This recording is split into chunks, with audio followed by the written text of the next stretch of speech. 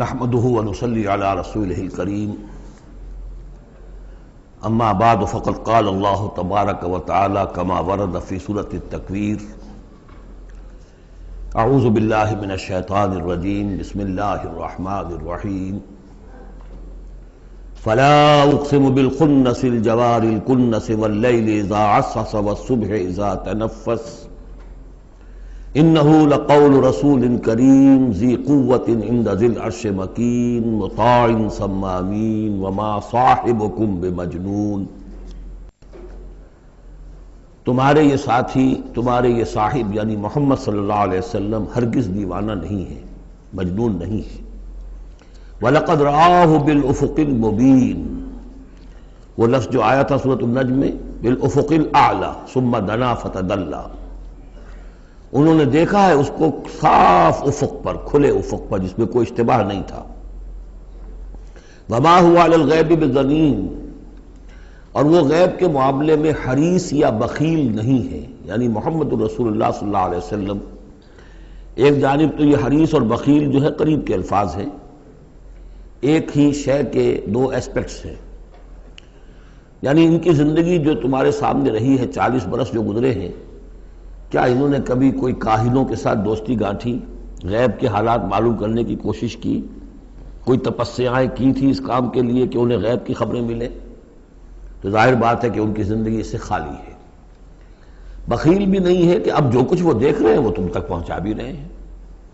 کاہن کو اگر کوئی وہ ہلدی کی گانٹھ مل جاتی ہے تو اس کا پنساری بن کے بیٹھ جاتا ہے، اس کے پیسے مانگتا ہے، نذرانے مانگتا ہے، پھر کہیں جا کے کوئی خبر دیتا ہے۔ ہمارا یہ نبی ہے کہ جو بھی اسے غیب سے معلوم ہو رہا ہے، جو کچھ وہ دیکھ رہا ہے، یہ سب عالم غیب ہے، فرشتہ عالم غیب میں سے ہے، اس کا مشاہدہ ہوا ہے، وہ ساری چیزیں تم کو بتا رہا ہے۔ تو وہ غیب کے معاملے میں جو علم بھی اللہ تعالیٰ کی طرف سے انہیں دیا جا رہا ہے، اس کو تم تک پہنچانے میں بخل سے کام نہیں لیتے۔ وما ہوا بقول شیطان الرجیم، اور یہ ہرگز کسی شیطان رجیم کا قول نہیں ہے، یعنی کچھ شیاطین جن تم نے سمجھا ہو کہ انہوں نے آ کر حضور کو یہ پٹی پڑھا دی ہے، معاذ اللہ۔ یہ سورہ حاقہ میں بھی آ چکا ہے، فلا اقسم بما تبصرون وما لا تبصرون، میں قسم کھاتا ہوں ان چیزوں کی بھی جو تم دیکھتے ہو اور ان کی بھی جو تم نہیں دیکھتے۔ انہ لقول رسول کریم وما ہوا بقول شاعر قلیلا ما تؤمنون ولا بقول کاہن قلیلا ما تذکرون۔ اب دیکھیے کاہن کو جو خبر ملتی تھی وہ جنات سے ملتی تھی، وہ ما لا تبصرون میں سے ہیں، اور شاعر جو شعر کہتے تھے وہ خود کہتے تھے وہ ان میں سے ہے کہ ما تبصرون۔ فلا اقسم بما تبصرون وما لا تبصرون انہ لقول رسول کریم وما ہوا بقول شاعر قلیلا ما تؤمنون ولا بقول کاہن قلیلا ما تذکرون۔ یہاں بھی فرمایا یہ کسی شیطان رجیم کا قول نہیں۔ فأین تذہبون، تو تم کدھر جا رہے ہو؟ بجائے اس کے کہ جو وحی آ رہی ہے محمد صلی اللہ علیہ وسلم پر، اس سے اپنے دلوں کو منور کرو، اپنی زندگی کے صحیح رخ کو اختیار کرو، کدھر جا رہے ہو؟ ان ہوا الا ذکر للعالمین، نہیں ہے یہ مگر بس ایک تمام جہان والوں کے لیے نصیحت، یاد دہانی۔ ذکر کا لفظ ہے یاد دہانی، اس کا بہترین جو ہے مفہوم ہے کہ وہ حقائق جو تمہاری فطرت میں مضمر ہیں، تمہاری روح میں وہ سب کچھ تھا، پردے پڑ گئے تھے، تمہاری توجہ نہیں رہی تھی، تم اپنی اس روح سے غافل ہو گئے تھے۔ وَلَا تَكُونُوا كَالَّذِينَ نَسُوا اللَّهَ فَأَنسَاهُمْ أَنفُسَهُمْ، اب قرآن آ کر ایکٹیویٹ کر رہا ہے تمہارے اپنے اسی انر کانشسنس کو جو ڈورمنٹ تھا، اسے ایکٹیویٹ کر رہا ہے۔ لِمَنْ شَاءَ مِنْكُمْ أَنْ يَسْتَقِيمَ، ہر اس شخص کے لیے جو تم میں سے چاہے کہ وہ سیدھے راستے پر آ جائے، جو بھی طالب ہوگا ہدایت کا، جو صراط مستقیم حاصل کرنا چاہے گا، اس کے لیے یہ یاد دہانی ہے۔ وَمَا تَشَاءُونَ إِلَّا أَن يَشَاءَ اللَّهُ، پھر وہی بات، تمہارے چاہے بھی کچھ نہیں ہو سکتا جب تک اللہ نہ چاہے۔ یہ دو مشیتیں ملتی ہیں، تم بھی چاہو اور اللہ بھی چاہے، تب کام ہوگا۔ اللہ کا اذن ہوگا، اللہ کی توفیق ہوگی، تمہارا ارادہ ہوگا۔ تمہارا ارادہ نہیں تو اللہ زبردستی ٹھونستا نہیں، زبردستی ٹھونس دے تو پھر جزا و سزا کا کوئی سوال نہیں، پھر یہ سارا کا سارا معاملہ ہی جو ہے وہ باطل ہو جاتا ہے۔ الا ان یشاء اللہ رب العالمین، تمہارے چاہے کچھ نہیں ہو سکتا جب تک نہ چاہے اللہ کے جو تمام جہانوں کا رب ہے۔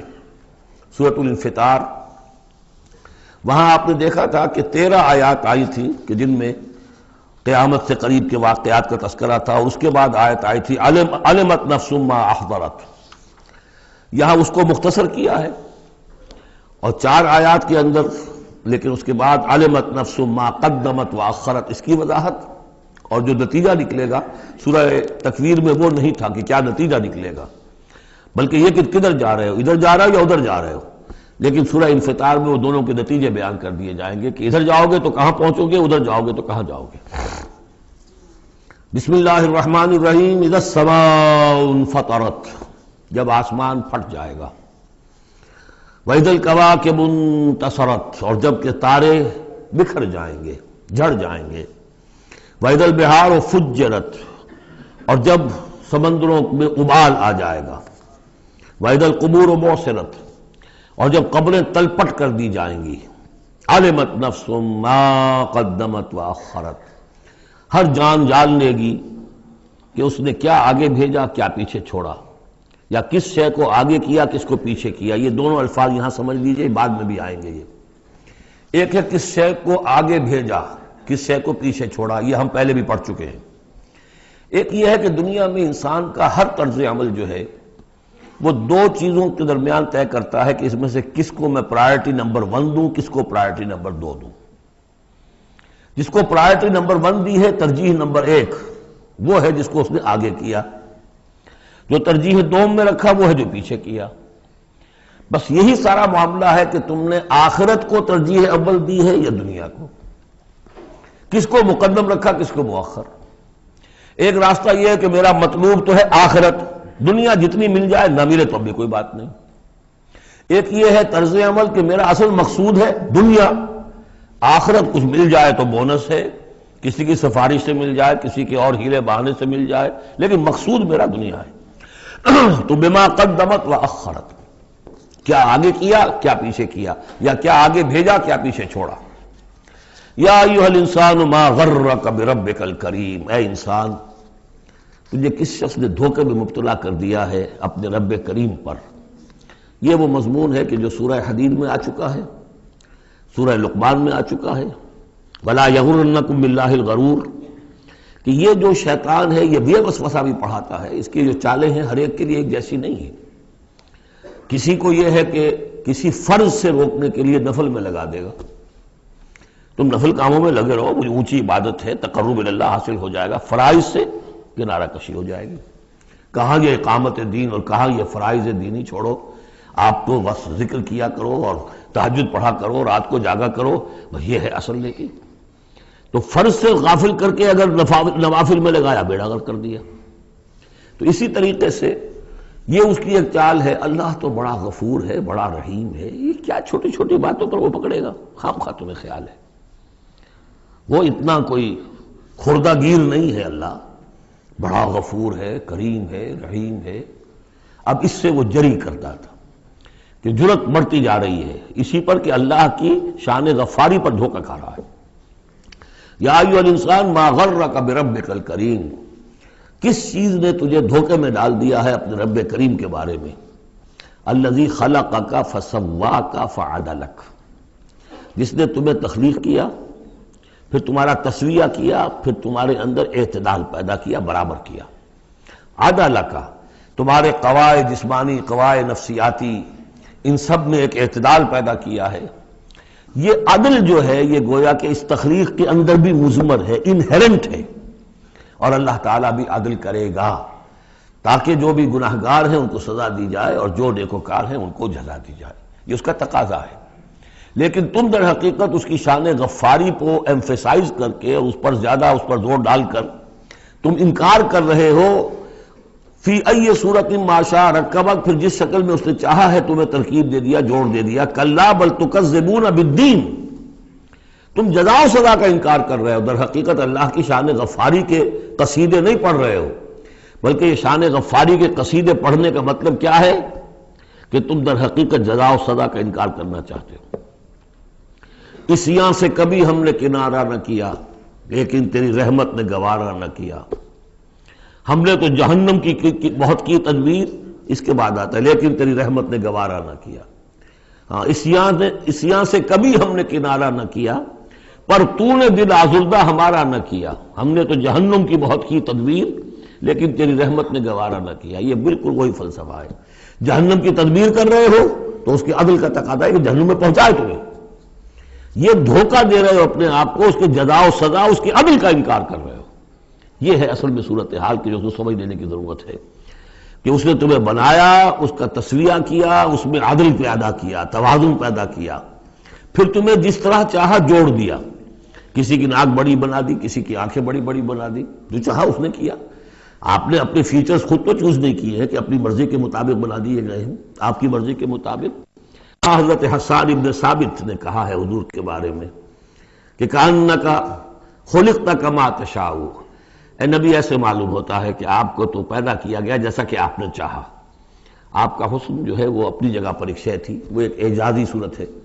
ظاہر بات ہے انسانوں کو جو بھی ملتا ہے وہ تو اپنا، ان کا چوائس کوئی نہیں. فی ای صورت ما شاء رکبک، مختلف اجزاء کو جس صورت میں چاہ جوڑ دیا.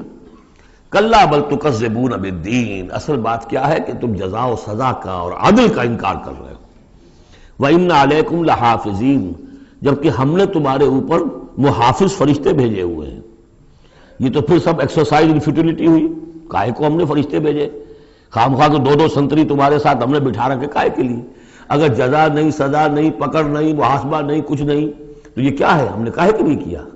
وَإِنَّ عَلَيْكُمْ لَحَافِظِينَ كِرَامًا كَاتِبِينَ، وہ بڑے باعزت فرشتے جو لکھ رہے ہیں، يَعْلَمُونَ مَا تَفْعَلُونَ، جو جانتے ہیں جو کچھ تم کر رہے ہو. یہ چیز اللہ نے پھر کائے کے لیے کی؟ یہ سب جیسا کہ میں نے کہا ایکسرسائز ان فیوٹیلٹی ہے. یہ تو عبث ہے، کار عبث، اور اللہ تعالیٰ کوئی کار عبث بیکار نہیں کرتا. تو نتائج نکلیں گے. نتائج کیا ہیں؟ ان الابرار لفی نعیم، نیکوکار اللہ کے وفادار بندے وہ ہوں گے نعمتوں میں. وَإِنَّ الْفُجَّارَ لَفِي جَحِيمٍ، اور جو فاسق و فاجر ہوں گے، جو کہ اپنی نفس کی شہوات و خواہشات کے بندے ہوں گے، لفی جہیم، وہ جہنم میں ہوں گے. یصلونہا یوم الدین، داخل ہوں گے اس میں یوم الدین کو، جزا و سزا کے فیصلے کا دن. وما ہم عنہا بغائبین، پھر وہ وہاں سے کہیں جا نہیں سکیں گے، غائب نہیں ہو سکیں گے. وہاں سے نکلنے کا کوئی سوال نہیں، وہاں سے بھاگ جانے کی کوئی جگہ نہیں. وما ادراک ما یوم الدین، اور تمہیں کچھ پتہ ہے، کسی نے کچھ بتایا ہے یوم الدین کیا ہے؟ ثم ما ادراک ما یوم الدین، پھر تمہیں کچھ اندازہ ہوا ہے کہ یوم الدین کیا ہے؟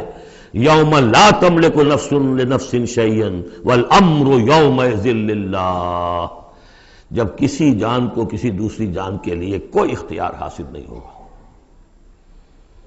اور امر کل کا کل اللہ کے ہاتھ میں ہوگا. والامر یومئذ للہ، لمن الملک اليوم للہ الواحد القہار. واتقوا یوما لا تجزی نفس عن نفس شیئا ولا يقبل منها شفاعۃ ولا یؤخذ منها عدل ولا هم ينصرون. وہ دن جانتے ہو، وہ دن. وما ادراک ما یوم الدین ثم ما ادراک ما یوم الدین یوم لا تملک نفس لنفس شیئا والامر یومئذ للہ. سورۃ المطففین، یہ اصل میں 4 سورتوں کا ایک گروپ ہے، ان کے مضامین میں بڑی گہری مناسبت ہے. سورۃ التکویر، سورۃ الانفطار، پھر یہ مطففین، اور اس کے بعد پھر آئے گی سورۃ الانشقاق. بسم اللہ الرحمن الرحیم. ویل للمطففین، تف کہتے ہیں بہت حقیر سی شے کو. کم تولنا، کم ماپنا، کتنا فرق ڈال لے گا آدمی؟ 2 تولہ، 4 تولہ، ایک سیر جو ہے اس میں اتنا ہی کرے گا، کیا کرے گا؟ اتنی حقیر سی شے سے اپنا ایمان فروخت کر رہا ہے. تباہی ہے، بربادی ہے، ہلاکت ہے، ویل ہے. جہنم کی بدترین وادی ہے ان کے لیے جو کمی ڈالتے ہیں. مطففین الذین اذا اکتالوا علی الناس یستوفون، وہ کہ جب لوگوں سے ناپ کر لیتے ہیں تو پورا لیتے ہیں. وَإِذَا كَالُوهُمْ، اور جب ناپ کر انہیں دیتے ہیں، اور وزنوہم، یا وزن کر کے انہیں دیتے ہیں، یخسرون، تو کمی کر دیتے ہیں. یہ جو ہاتھ کی تھوڑی سی جنبش ہے، یہ کیا بتا رہی ہے؟ یا تو اسے یہ خیال نہیں ہے کہ اللہ مجھے دیکھ رہا ہے، یا اسے یہ خیال ہے کہ موت کے بعد جی اٹھنا نہیں ہے. سیدھی سیدھی بات ہے. 2 میں کی تیسری سوال کیا ہوگا؟ یہ چھوٹی سی چیز ہے، تل کی اوٹ میں پہاڑ. یہ ہاتھ کی یہ حرکت بتا رہی ہے. الا یظن اولئک انہم مبعوثون، کیا ان کا یہ گمان نہیں ہے کہ انہیں دوبارہ اٹھایا جائے گا؟ یہ کیسے ہاتھ کی جنبش ہو رہی ہے؟ انہیں بعد سے بعد الموت پر ایمان نہیں ہے. لیوم عظیم، ایک بڑے دن کے لیے انہیں اٹھایا جائے گا.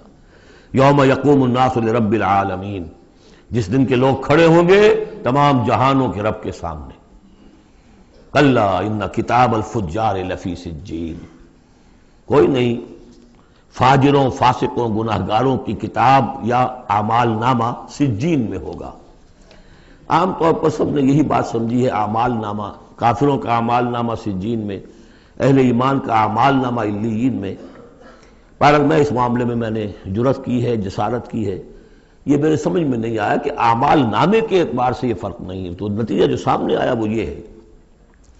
اصل میں جو روح اللہ تعالیٰ نے ہمیں دی ہے، ہمارے اعمال کے اس پر اثرات مترتب ہو رہے ہیں، وہی روح ہے، اس کے اوپر وہ سارے اثرات ہیں کہ جیسے ٹیپ کے اس فیتے کے اوپر میری ساری تقریر جو ہے وہ نقش ہو رہی ہے۔ یہ روحیں جب جائیں گی تو وہ اعمال لے کر جائیں گی اپنے ساتھ، لیکن ظاہر بات ہے کہ پھر ان اعمال کی وجہ سے ان کا معاملہ یہ ہو جائے گا کہ ان پر جو مرتسم ہو چکے ہیں اثرات، ان کے حوالے سے ان میں زمین و آسمان کا فرق ہو جائے گا۔ روح انسانی پر ثبت شدہ اثرات عمل میرے نزدیک یہاں کتاب سے تعبیر کیا گیا ہے۔ کلا ان کتاب الفجار لفی سجین، ان کی جو ارواح کے ساتھ وہ جانیں ہوگی جس کے اندر کہ وہ ان کے اعمال کے اثرات آ گئے ہیں، وہ سجین میں ہو گئے۔ سجن کہتے ہیں جیل خانہ، تو یوں سمجھیے کہ ایک محافظ خانہ ہوتا ہے ڈپٹی کمشنر کے دفتر میں، جہاں بڑے پرانی فائلیں جمع ہوتی ہیں، تو سجین وہ بھی محافظ خانہ جیل کی طرح ہوتا ہے، اس میں بھی سلاخیں لگی ہوتی ہیں۔ وما ادراک ما سجین، اور کیا تم نے سمجھا سجین کیا ہے؟ کتاب مرقوم، لکھا ہوا ہے، ایک کتاب ہے لکھی ہوئی، یعنی اصل میں وہ پوری جان اور وہ روح جو ہے جس کا کہ ایک مشترک ملغوبہ لے کر فرشتہ جا رہا ہے، اسی میں ان کے تمام اعمال کے اثرات ثبت ہیں۔ کتاب مرقوم ویل یومئذ للمکذبین، تباہی اور ہلاکی اور بربادی ہے اس دن جھٹلانے والوں کے لیے۔ الذین یکذبون بیوم الدین، جو جھٹلا رہے ہیں جزا و سزا کے دن کو۔ وما یکذب بہ الا کل معتد اثیم، اور نہیں جھٹلاتا اس دن کو مگر وہی کہ جو معتد ہے، حد سے تجاوز کرنے والا اور گناہگار ہے، وہ فیس نہیں کرنا چاہتا۔ وہ جو میں نے مثال آپ کو دی ہے بہترین، کہ کبوتر جو ہے بلی کو دیکھنا نہیں چاہتا، اب بلی کو وہ غائب تو نہیں کر سکتا، بھگا نہیں سکتا، اپنی آنکھیں تو بند کر سکتا ہے نا، وہ آنکھیں بند کر لیتا، اس سے یہ کہ بلی غائب تو نہیں ہو جائے گی۔ اسی طرح یہ اصل میں جو اپنے گناہ ہیں، اپنی جو حرام خوریاں ہیں، اب چونکہ فیس نہیں کرنا چاہتے قیامت کے دن کو، اس لیے اس کا انکار کر دیتے ہیں۔ اذا تتلی علیہ آیاتنا قال اساطیر الاولین، اور جب ان کو پڑھ کر سنائی جاتی ہیں ہماری آیات تو کہتے ہیں یہ تو پچھلوں کی نقلیں ہیں، وہی باتیں چلی آ رہی ہیں۔ کلا بل ران علی قلوبہم ما کانوا یکسبون، نہیں، اس کے برعکس صورت یہ ہو چکی ہے کہ انہوں نے جو کچھ اب تک کمائی کی ہے، جو کرتوت کمائے ہیں، اس کی وجہ سے ان کے دلوں پر زنگ لگ گیا ہے، دل پر زنگ آ گیا ہے۔ اب قرآن کا آئینہ سامنے آیا، کیسے جگمگائے؟ شیشہ جو ہے وہ تو زنگ آیا ہوا ہے، اس کے اندر تو چمک ہے ہی نہیں۔ تو سمجھ لیجئے کہ یہ قلب جو ہے، اس کے اندر جو روح ہے، اوپر کا شیشہ جیسے چمنی تھی، گلوب تھا، یا جیسے لالٹین کی وہ چمنی ہوتی تھی، اس پہ دھواں بہت آ گیا تو اندر کی روشنی باہر نہیں آ سکتی، باہر کی روشنی اندر نہیں جا سکتی، اندر وہ چراغ جل بھی رہا ہے تو روشنی تو نہیں آئے گی، دھواں آ گیا ہے، نہ باہر سے کچھ آئے گی۔ تو روح جو ہے وہ اندر ہے، لیکن اوپر زنگ لگ گیا ہے، قلب کے اوپر وہ زنگ لگ گیا ہے۔ کلا بل ران علی قلوبہم، اسی کو ایک حدیث میں حضور نے فرمایا ان هذه القلوب لتصدع، ان دلوں کے اوپر زنگ آ جایا کرتا ہے۔ کما یصدع الحدید اذا اصابہ الماء، جیسا کہ لوہے پر زنگ آ جاتا ہے اگر پانی پڑتا رہے اس پر۔ تو صحابہ نے پوچھا فما جلاؤھا یا رسول اللہ، تو اللہ کے رسول، ہم ہماری تلواروں کو اگر زنگ لگ جاتا ہم سیکل کرتے ہیں، پالش کرتے ہیں، پھر جگمگا اٹھتی ہے، تو اس کی بھی کوئی جلا ہے کہ نہیں؟ فرمایا ہاں ہے، کثرت ذکر الموت و تلاوت القرآن، دو چیزوں کی کثرت کرو، یاد رکھو مرنا ہے، یہاں رہنا نہیں ہے، جانا ہے، اور نمبر دو کثرت کے ساتھ قرآن پڑھو، یہ قرآن یاد کراتا رہے گا، تذکرہ ہے، یاد دہانی ہے، تذکرہ ہے، یاد دہانی۔ کلا بل ران علی قلوبہم ما کانوا یکسبون کلا انہم عن ربہم یومئذ لمحجوبون، کوئی نہیں، یہ وہ لوگ ہیں کہ جو اس دن اپنے رب سے اوٹ میں رکھے جائیں گے۔ قیامت کے دن ان لوگوں کو نصیب نہیں ہوگا دیدار اللہ تعالیٰ کا۔ یہاں سے ثابت ہو رہا ہے کہ سورہ قیامہ میں جو کہا گیا ہے کہ کہ وہ جو نیکوکار ہوں گے وجوہ یومئذ ناظرۃ الی ربھا ناظرہ، اہل ایمان کو عین میدان حشر میں بھی دیدار الہی کی یا اللہ کی کسی خاص شان کی کوئی ایسا مشاہدہ کرا دیا جائے گا جس سے کہ قیامت کے جو بڑے ہی سخت شدید جو مراحل ہیں ان کے لیے آسان ہو جائے۔ میرے نزدیک جو بھی ہمارے عام مفسرین کی رائے ہے وہی میرے نزدیک درست ہے کہ اہل ایمان کے لیے میدان حشر میں بھی اللہ تعالیٰ کا دیدار ہے، لیکن یہ لوگ جو ہے اسی وقت جب کہ یہ بھی کھڑے ہوں گے یہ نہیں دیکھ سکیں گے۔ جیسے نقشہ آیا تھا سورہ نون میں، جب پنڈلی کھولی جائے گی وَيُدْعَوْنَ إِلَى السُّجُودِ فَلَا يَسْتَطِيعُونَ، جو اہل ایمان ہوں گے وہ فوراً سجدے میں گریں گے، جو پہلے سے سجدے کرتے تھے عادی تھے، اور وہ لوگ جو ان کی کمریں تختہ ہو کر رہ جائیں گی وہ اگر چاہیں گے بھی سجدہ کرنا سجدہ نہیں کر سکیں گے۔ کَلَّا إِنَّهُمْ عَنْ رَبِّهِمْ يَوْمَئِذٍ لَمَحْجُوبُونَ ثُمَّ إِنَّهُمْ لَصَالُو الْجَحِيمِ، پھر انہیں جھونک دیا جائے گا دوزخ میں، گویا کہ یہ مرحلہ دوزخ میں داخلے سے پہلے کا ہے جس کا ذکر ہو رہا ہے، یہ میدان حشر کا ہے۔ ثم یقال ھذا الذی کنتم بہ تکذبون، اور پھر ان سے کہا جائے گا یہ ہے وہ جس چیز کا کہ تم تکذیب کرتے تھے، جھٹلاتے تھے کہ نہیں کچھ نہیں ہے، کوئی جزا سزا نہیں، کوئی دوزخ نہیں، کچھ نہیں۔ کلا ان کتاب الابرار لفی علیین، کوئی نہیں، کتاب نامے اعمال نامے جو نیکوکاروں کے ہوں گے وہ علیین میں ہوں گے، علیین۔ وما ادراک ما علیون، اور تمہیں کچھ اندازہ ہے وہ علیون کیا ہیں؟ کتاب مرقوم یشہدہ المقربون، وہ جو کتابیں لکھی ہوئی ہیں، وہ جو ارواح ہیں جن کے اوپر وہ اپنے نیک اعمال ثبت کر کے لائے ہیں، وہ ہوں گے علیون میں، اور ان کو دیکھیں گے، وہاں موجود ہوں گے مقربین، ملائکہ مقربین ہوں گے کہ جن کا قرب انہیں حاصل ہوگا، انہیں رکھا جائے گا اس بلند مقام پر قیامت تک کے لیے۔ ان الابرار لفی نعیم، یقیناً نیکوکار نعمتوں میں ہوں گے، علی الارائک ینظرون، تختوں پر بیٹھے ہوئے دیکھ رہے ہوں گے۔ تعرف فی وجوہہم نظرۃ النعیم، تم دیکھو گے ان کے چہروں کے اندر تر و تازگی کی علامات ہیں۔ کوئی اچھی نعمتوں کے اندر ناز و نعم میں پلا ہو، اس کا چہرہ کچھ اور ہوگا، جو بیچارہ آدھی پردی روٹی کھا رہا ہو، غذا پوری نہ مل رہی ہو تو اس کا چہرہ اترا ہوا ہوگا۔ یسقون من رحیق مختوم، اور وہاں انہیں پلائے جائے گی وہ شراب کہ جس پر مہر لگی ہوئی ہوگی۔ یہاں سے نام اخذ کیا ہے سیرت کی ایک کتاب جو لکھی ہے ہندوستان کے ایک اہل حدیث عالم دین نے، صفی مبارک پوری، صفی الرحمن مبارک پوری، اور کتاب بہت عمدہ ہے، اس پر انہیں ایوارڈ بھی ملا ہے، شاہ فیصل ایوارڈ، اس اعتبار سے کہ واقعتاً احادیث کے حوالے سے سیرت، اور لیکن بہت ہی عمدہ اس میں سمجھتا ہوں کہ ترتیب ہے۔ رحیق مختوم، اب اس کا انگریزی میں ترجمہ بھی ہو گیا ہے۔ یسقون من رحیق مختوم، انہیں پلایا جائے گی وہ شراب کہ جو جس کے اوپر مہر لگی ہوگی، اور مہر بھی کس چیز کی؟ ختامہ مسک، مہر ہوگی مشک کی۔ وفی ذالک فلیتنافس المتنافسون، اب چاہیے کہ اس چیز کے لیے لوگ جو چاہتے ہیں حاصل کرنا وہ اس کے لیے ایک دوسرے سے مقابلہ کریں۔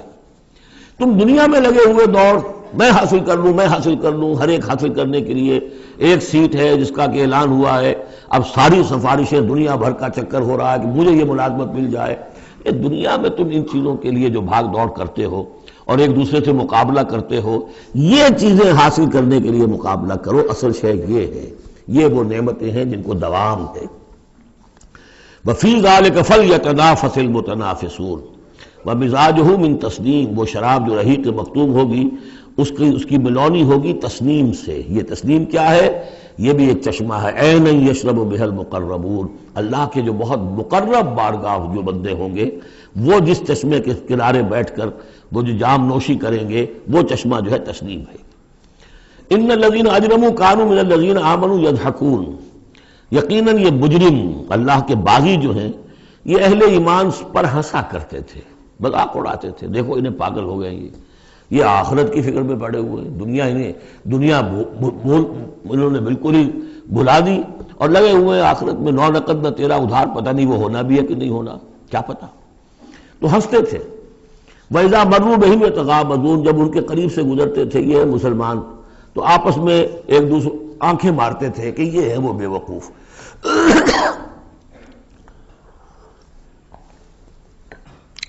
وَإِذَا انْقَلَبُوا إِلَىٰ أَهْلِهِمْ انْقَلَبُوا فَكِهِينَ، اور پھر جب وہ اپنے گھر والوں کی طرف لوٹتے تھے تو باتیں بناتے ہوئے وہ لوٹتے تھے۔ وَإِذَا رَأَوْهُمْ قَالُوا إِنَّ هَؤُلَاءِ لَضَالُّونَ، اور جب انہیں دیکھتے تھے اہل ایمان کو تو کہتے تھے یہ لوگ بڑے بھٹک گئے، بہک گئے۔ اس میں ہمدردی کا انداز بھی ہو سکتا ہے، اچھا بھلا نوجوان تھا، اچھا بھلا اپنے کیریئر میں، اپنے کاروبار میں، اپنی تعلیم میں لگا ہوا تھا، کہاں اس نے اپنا کیریئر برباد کیا ہے۔ ان هؤلاء لضالون وما ارسلوا علیہم حافظین، جبکہ انہیں نہیں بھیجا گیا کہ ان کی حفاظت کریں اور ان کے اوپر نگہبان تو بنا کر ہم نے نہیں بھیجا تھا۔ لیکن اب اصل بات آئی، فَالْيَوْمَ الَّذِينَ آمَنُوا مِنَ الْكُفَّارِ يَضْحَكُونَ، آج کے دن، قیامت کے دن، اب یہ اہل ایمان ہنسیں گے یا ہنس رہے ہیں ان کافروں پر۔ عَلَى الْأَرَائِكِ يَنظُرُونَ، اب وہ جو بھی ان کے لیے تخت ہیں جو جمے ہوئے ہیں اعلیٰ، ان پر بیٹھے ہوئے دیکھ رہے ہیں کہ کیا حشر ہو رہا ہے ابو جہل کا اور ابو لہب کا۔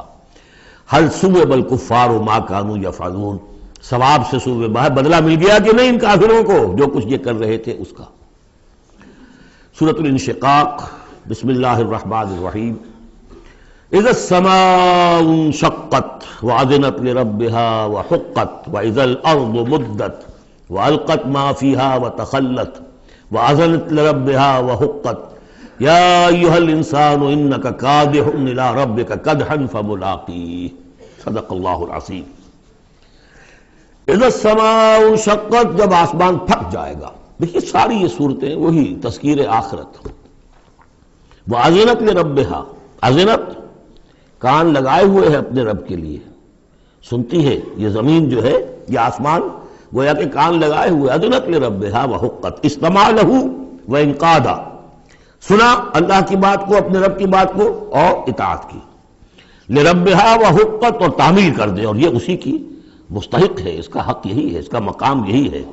حقا یحق سے یہ مجہول بن گیا حقت۔ وَإِذَا الْأَرْضُ مُدَّتْ، اور جب کہ زمین کو پھیلا دیا جائے گا یا کھینچ دیا جائے گا۔ وَأَلْقَتْ مَا فِيهَا وَتَخَلَّتْ، اور وہ نکال باہر کرے گی، گرا دے گی باہر جو بھی اس کے اندر تھا اور خالی ہو جائے گی۔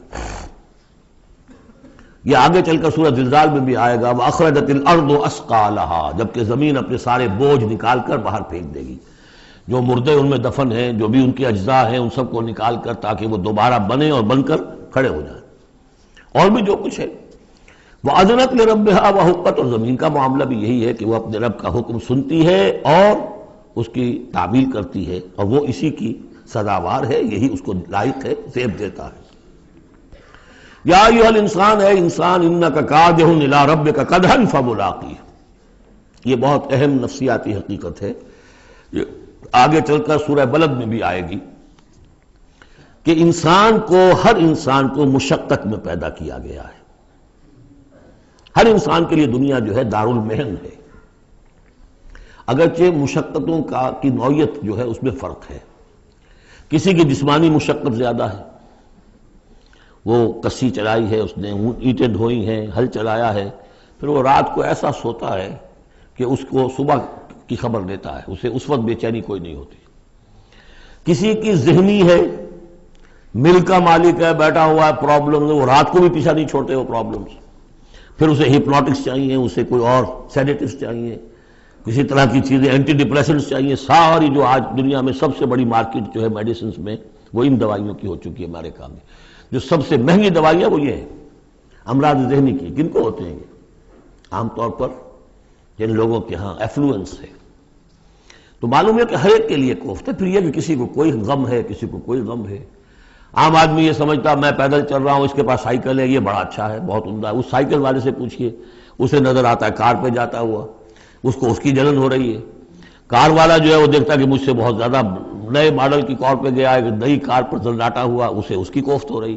تو کوفت اور یہاں پہ رنج اور محن، جس کو کہا ہے کہ قید حیات و بند غم اصل میں دونوں ایک ہیں، موت سے پہلے آدمی غم سے نجات پائے کیوں؟ اور معاملہ یہ ہے کہ موت پر بھی جب نجات نہ ملی، اب تو گھبرا کے یہ کہتے ہیں کہ مر جائیں گے، اور مر کے بھی چین نہ پایا تو کدھر جائیں گے؟ وہ جو اب جو گھبرا کے یہ کہتے ہیں، وہ تو بات آئے گی آپ کو سورہ بلد میں۔ قید حیات و بند غم اصل میں دونوں ایک ہیں، موت سے پہلے آدمی غم سے نجات پائے کیوں، یہ سورہ بلد میں ہے۔ لیکن دوسرا مرحلہ جو ہے کہ اب تو گھبرا کے یہ کہتے ہیں کہ مر جائیں گے، مر کے بھی چین نہ پایا تو کدھر جائیں گے. وہ یہاں ہے یا ایھا الانسان، اے انسان، انک کادح الی ربک کدحا، تیرا مقدر یہی ہے تکلیفیں جھیلتا ہوا، بوجھ برداشت کرتا ہوا، کوفت برداشت کرتا ہوا، تجھے ایک پر دوسری، دوسری پر تیسری کوفت اور تکلیف، اور پھر جا کر اپنے رب کے سامنے کھڑے ہونا ہے. ملاقی، اب جو بار برداری کے حیوان ہیں، بیل ہے جتا ہوا ہے، اب جتا رکھیے، اسے رہٹ میں لگا لیا آپ نے اس کو کسی اپنے ہل میں جوت لیا، اس کے بعد اس سے حساب کتاب تو کوئی نہیں نا. حضرت ابوبکر کہا کرتے تھے عجیب کیف کے عالم میں، کاش کہ میں ایک چڑیا ہوتا جو درختوں پر چہچہا رہی ہے، اس سے کوئی محاسبہ نہیں. کاش کہ میں گھاس کا ایک تنکا ہوتا جو جلا دی جاتی ہے ختم ہو جاتی ہے، اس سے محاسبہ کوئی نہیں ہے، پوچھ گچھ کوئی نہیں. یہاں ہے محاسبہ. یا ایھا الانسان انک کادح، مشقتیں بھی جھیلو، صدمے بھی جھیلو، بوجھ بھی اٹھاؤ، اینٹیں بھی ڈھو، اور جو بھی کرنا، قلم کی گھس گھس کرو، بیٹھو، جاؤ 3 جگہ 4 جگہ مطلب کرو، اور مریضوں کی خدمتیں کرو، اور پھر یہ کہ سب کچھ کر کے پھر ایک دن کھڑے بھی ہو جانا ہے. اب جاؤ ذرا حساب کتاب.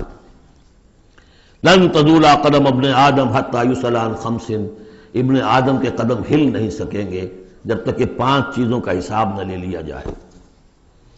عن عمرہ فیما افناہ، حساب دو عمر کا، 80 برس کی عمر دی تمہیں، کہاں فنا کی. خاص طور پر وعن شبابہ فیما ابلاہ، شباب، جوانی، قوتوں کا، امنگوں کا دور، وہ کہاں گلائی تھی جوانی. وعن مالہ من این اکتسبہ وفیما انفقہ، مال کا حساب دو، کہاں سے کمایا تھا، حلال سے کہ حرام سے، اور کہاں خرچ کیا تھا، عیاشیوں میں، عللوں تللوں میں، یا ادائے حقوق میں. وَأَمَّا عَلِمَ فِيمَا عَلِمَ، اما عمل فیما علم. اور 5واں سوال سب سے مشکل ہے، جو علم حاصل ہوا تھا اس میں عمل کتنا کیا.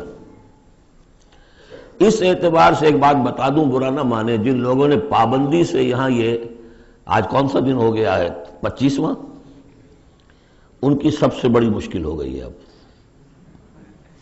سب سے بڑی مشکل اب ان کی ہے.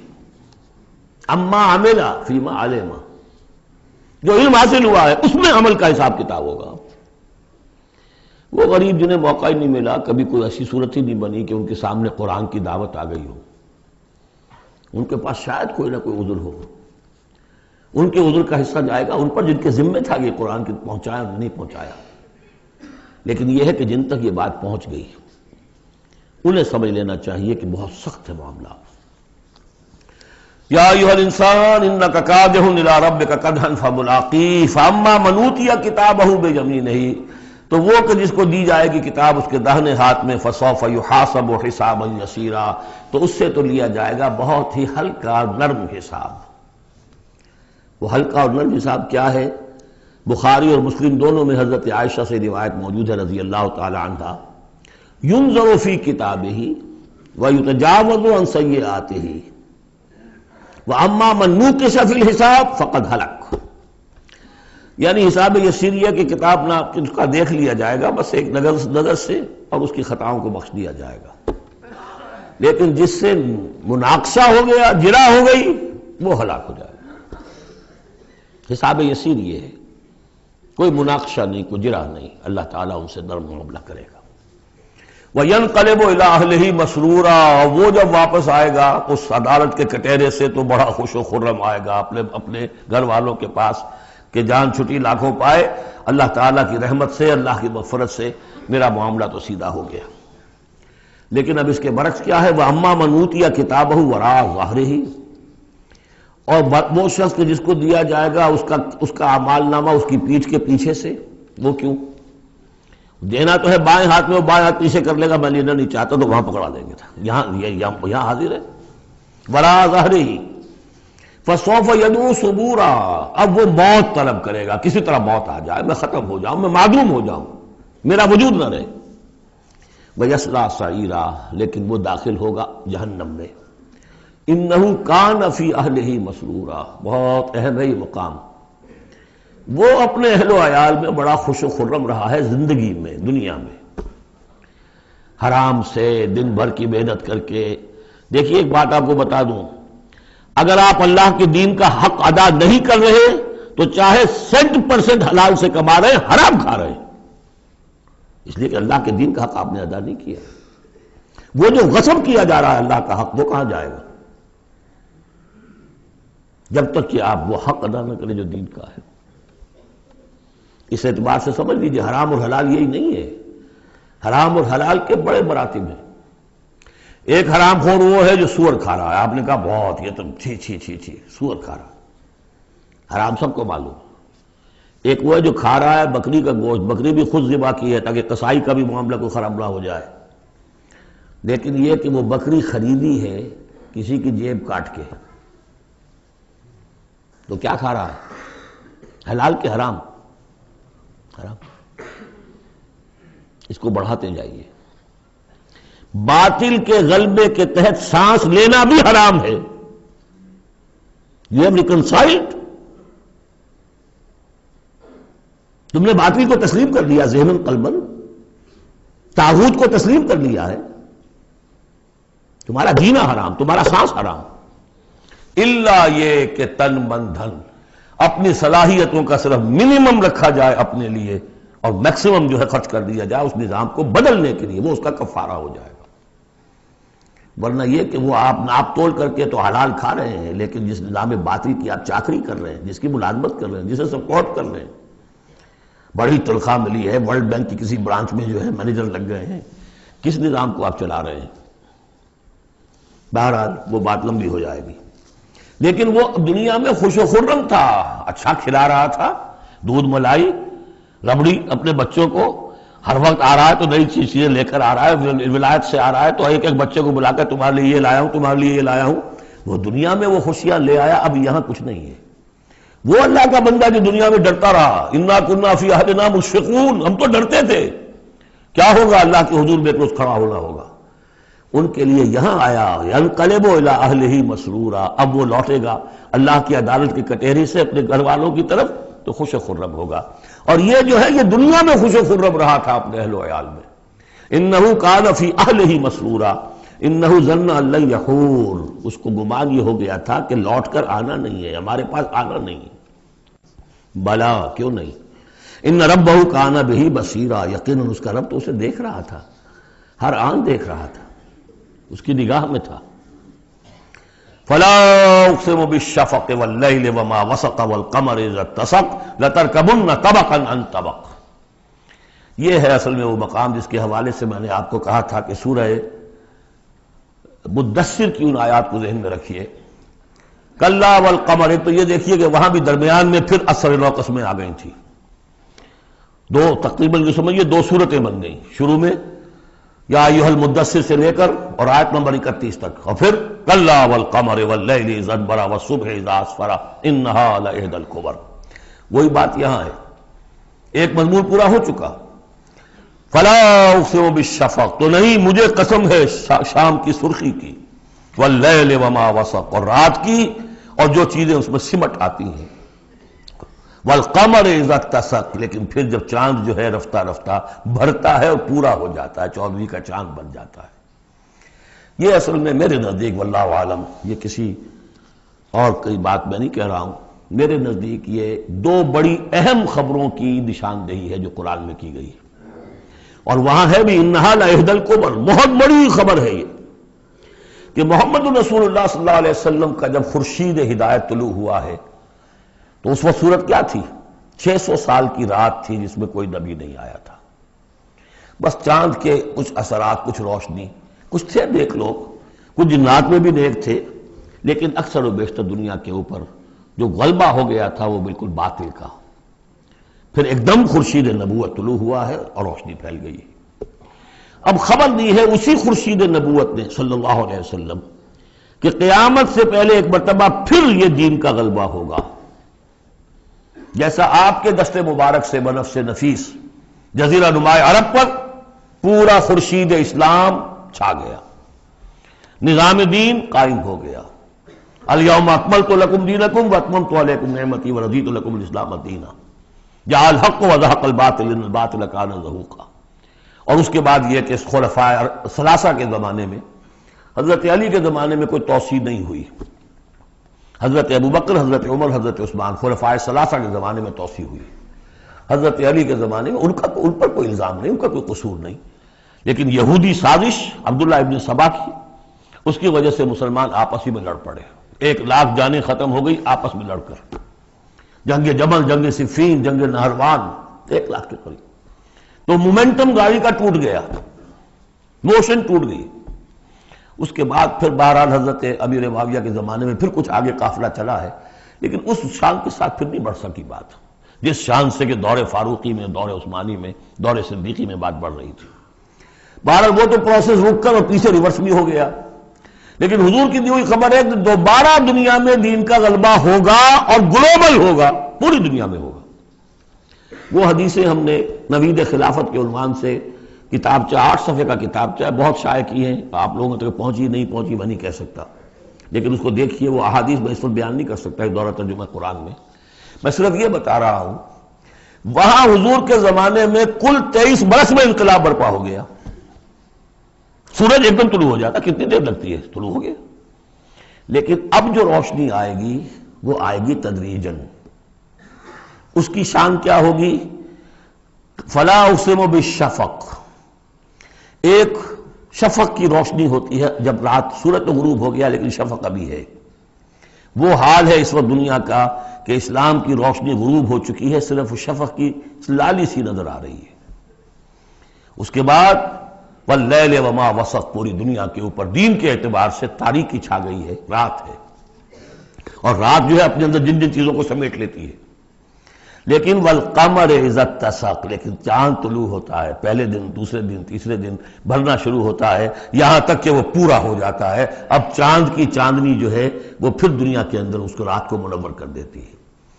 لَتَرْكَبُنَّ طَبَقًا عَنْ طَبَقٍ، اسی طرح تم چڑھو گے درجہ بدرجہ، یعنی اب جو تجدید دین کا کام ہوگا، اب جو اقامت دین کی جد و جہد ہوگی، اب جو دنیا میں خلافت علی منہاج النبوت کا نظام قائم ہوگا، تو وہ کسی ایک نسل میں نہیں ہو جائے گا، کسی ایک دائی یا ایک تحریک کے ذریعے سے نہیں ہو جائے گا، درجہ بدرجہ۔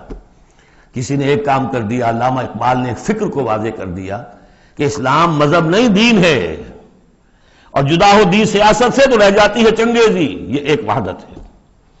ابوالکلام آزاد اٹھے، انہوں نے قائم کی جماعت حزب اللہ، لیکن یہ کہ کچھ مخالفتوں سے بددل ہو کر جلدی چلے گئے، پھر وہ کانگریس میں شامل ہوئے، اور انہوں نے پھر جو ہے اپنی پوری زندگی جہاد حریت کی نظر کر دی۔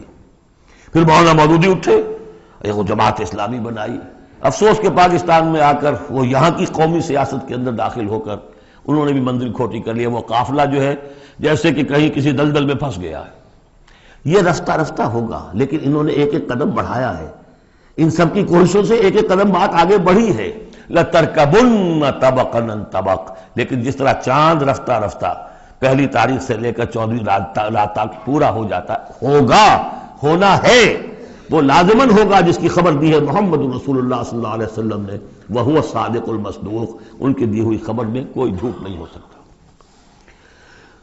فَلَا أُقْسِمُ بِالشَّفَقِ وَاللَّيْلِ وَمَا وَسَقَ وَالْقَمَرِ إِذَا اتَّسَقَ لَتَرْكَبُنَّ طَبَقًا عَنْ طَبَقٍ فَمَا لَهُمْ لَا يُؤْمِنُونَ، انہیں کیا ہو گیا ہے، ایمان کیوں نہیں لاتے، کیوں نہیں مانتے؟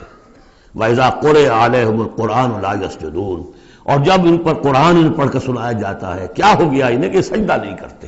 سجدہ کر لیجیے۔ بَلِ الَّذِينَ كَفَرُوا يُكَذِّبُونَ، بجائے ایمان لانے کے یہ کافر جو ہیں یہ تو الٹا اور جھٹلا رہے ہیں۔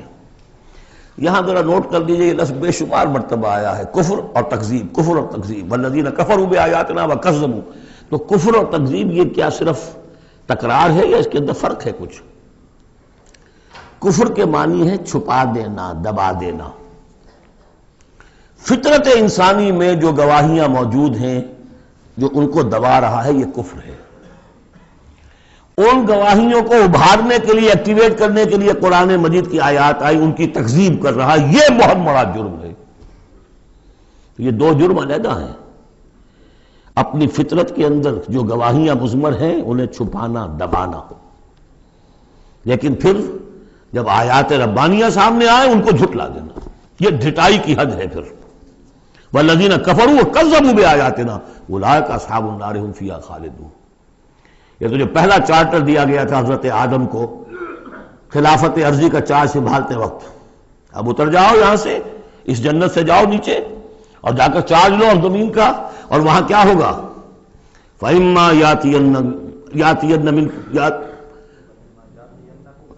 يَأْتِيَنَّكُم مِّنِّي هُدًى فَمَن تَبِعَ هُدَايَ فَلَا خَوْفٌ عَلَيْهِمْ وَلَا هُمْ يَحْزَنُونَ وَالَّذِينَ كَفَرُوا وَكَذَّبُوا بِآيَاتِنَا۔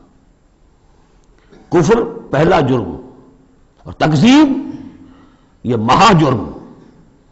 کفر تو اس وجہ سے بھی ہو سکتا ہے کہ اس ماحول کے اثرات تھے، آپ ذہول میں رہے، آپ دبے ہوئے تھے، لیکن جب وہ روشنی آ گئی پھر اس کی تکذیب، یہ معلوم ہوا کہ اب یہ جرم جو ہے اپنی آخریت کو پہنچ گیا۔ بل الذین کفروا یکذبون، یہ کافر جو ہے جھٹلا رہے ہیں، واللہ عالم بما یورون، اور اللہ کو معلوم ہے کہ یہ کیا بھرے ہوئے ہیں اپنے ہاں۔ عام طور پر سمجھا ہے کہ جو انسان مال دولت نہیں، اندر ان کے بغض ہے، حسد ہے، تکبر ہے، اس کی وجہ سے یہ تکذیب کر رہے ہیں، یہ نہیں کہ یہ حق کو پہچان نہیں پائے ہیں، ان کے اندر جو ہے بغض، حسد اور تکبر بھرا ہوا ہے۔ فبشرہم بعذاب علیم، تو اے نبی ان کو بشارت دے دیجئے دردناک عذاب کی۔